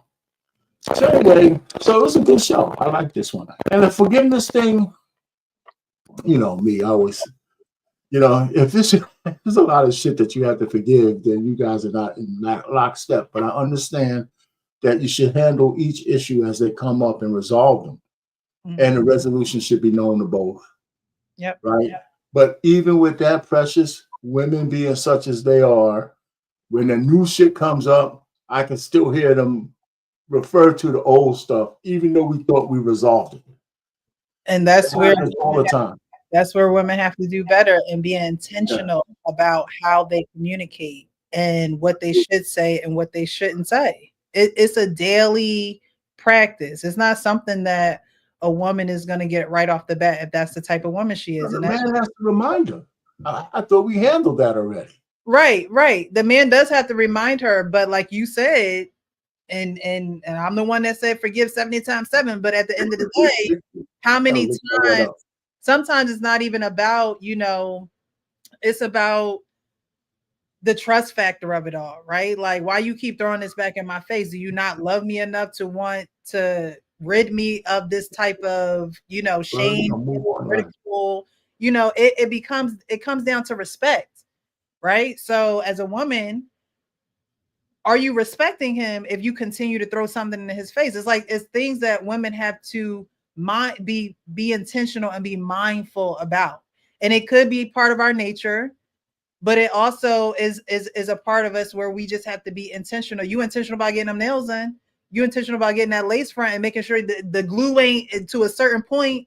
You're intentional. We as women are intentional about so many things. So when it comes to communicating with a man that you say that you love, you got to be intentional. You have to hold your tongue. You have to watch your temper. You got to watch your attitude.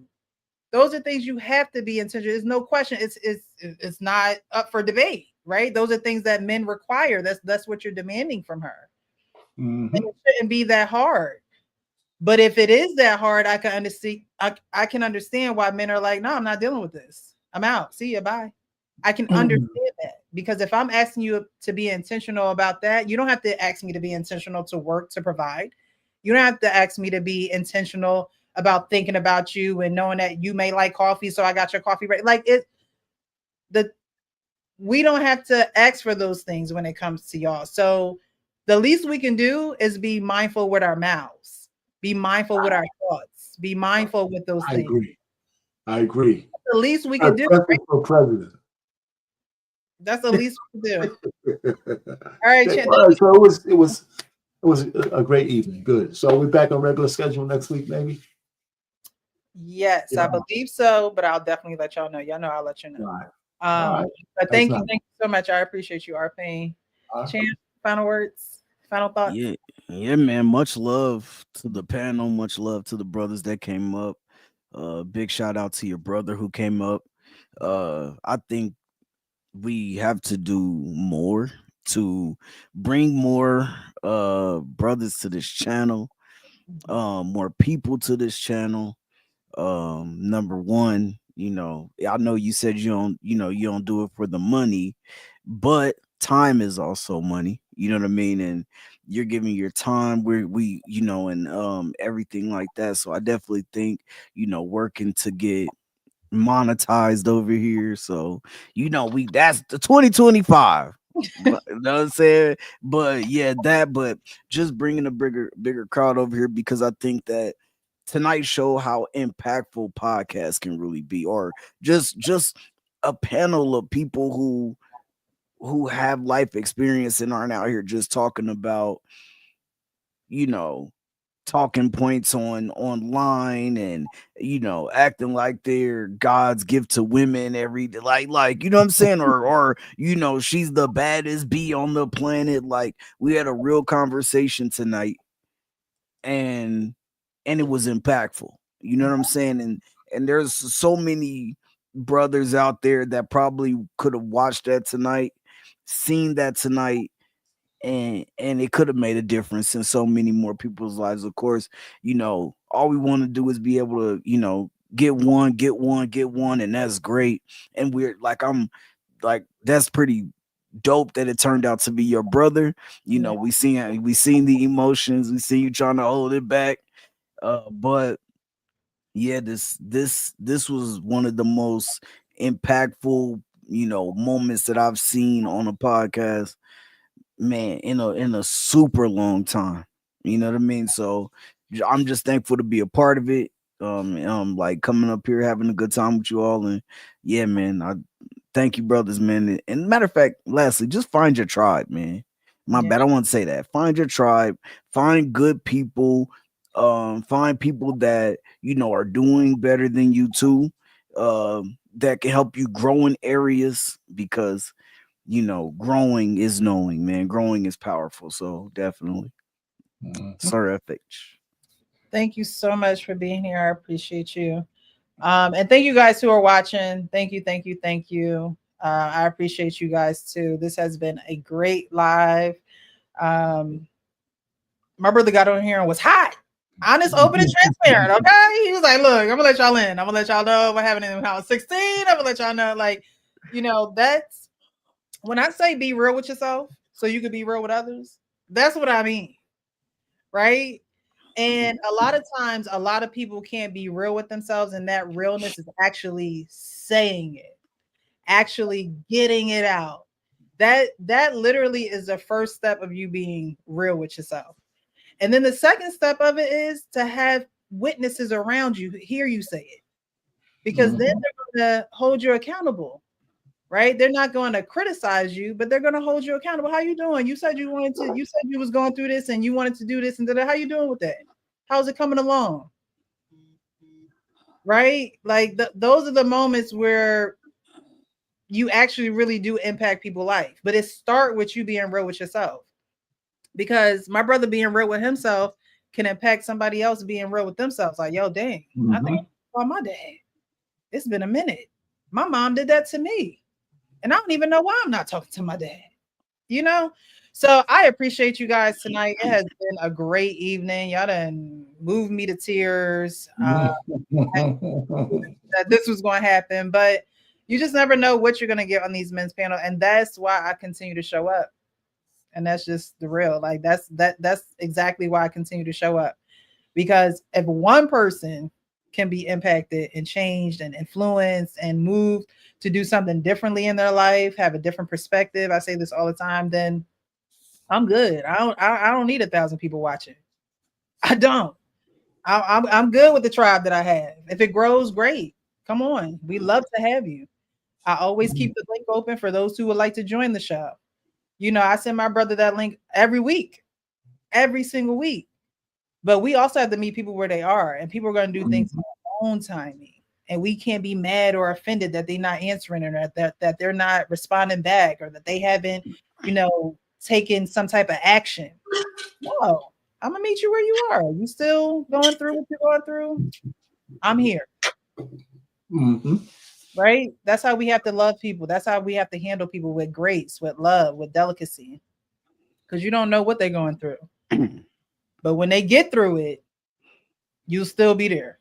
So I thank y'all. Thank y'all so much. I appreciate y'all. We should be doing a live next Wednesday. I'll definitely keep you updated once I get my new schedule. But I'll definitely let you guys know. I should have that by tomorrow, actually. No, Thursday, actually.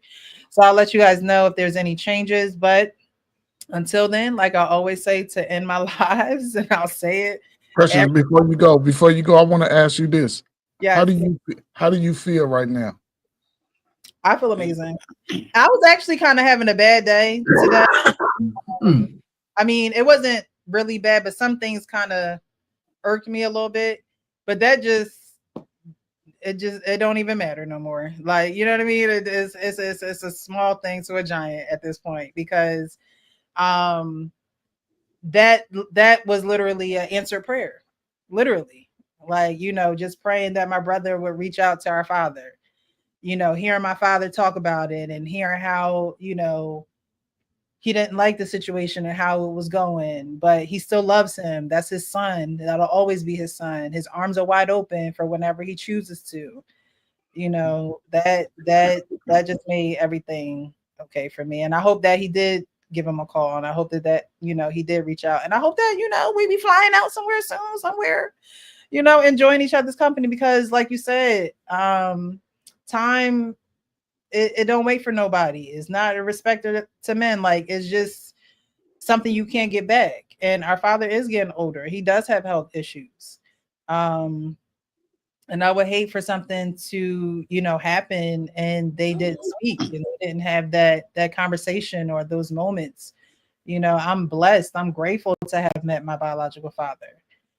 Me and him speak every day.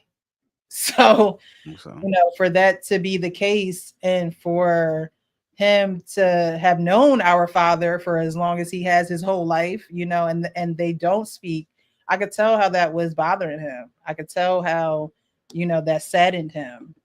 But at the end of the day, you gotta let a man be a man, you know, and that's what he was doing. Letting a man be a man. And in his own timing, he found his way back. So make sure you be safe on that road. I bet. Platform. Oh, I will. It's gonna be an early morning. I gotta make sure I make that coffee, because Are you going north or south? South. I'm going to Atlantic City. We have a work conference there. Okay. Watch out for that black ice, and if you do, don't hit the brakes. Just let up off the gas. Everything. Just put your foot on the, you know, and just. Gotcha. Yeah. All right, I remember that. Black ice is dangerous early in the morning like that. So if it's shiny, it's slick. So just and ride towards the middle of the road. Okay. Towards the line. All right. That's blackmail protection right there. Yeah, just try to ride for towards and look at. Y'all can drive. I hate driving. You're not driving. Y'all want to drive? Oh, okay. If you're not driving, I do not want to drive. I do not. If I don't have to drive, I will not. Okay. Well, you look too light. I already tried to carpool with somebody, but they already closer to where we going. I'm like, dang.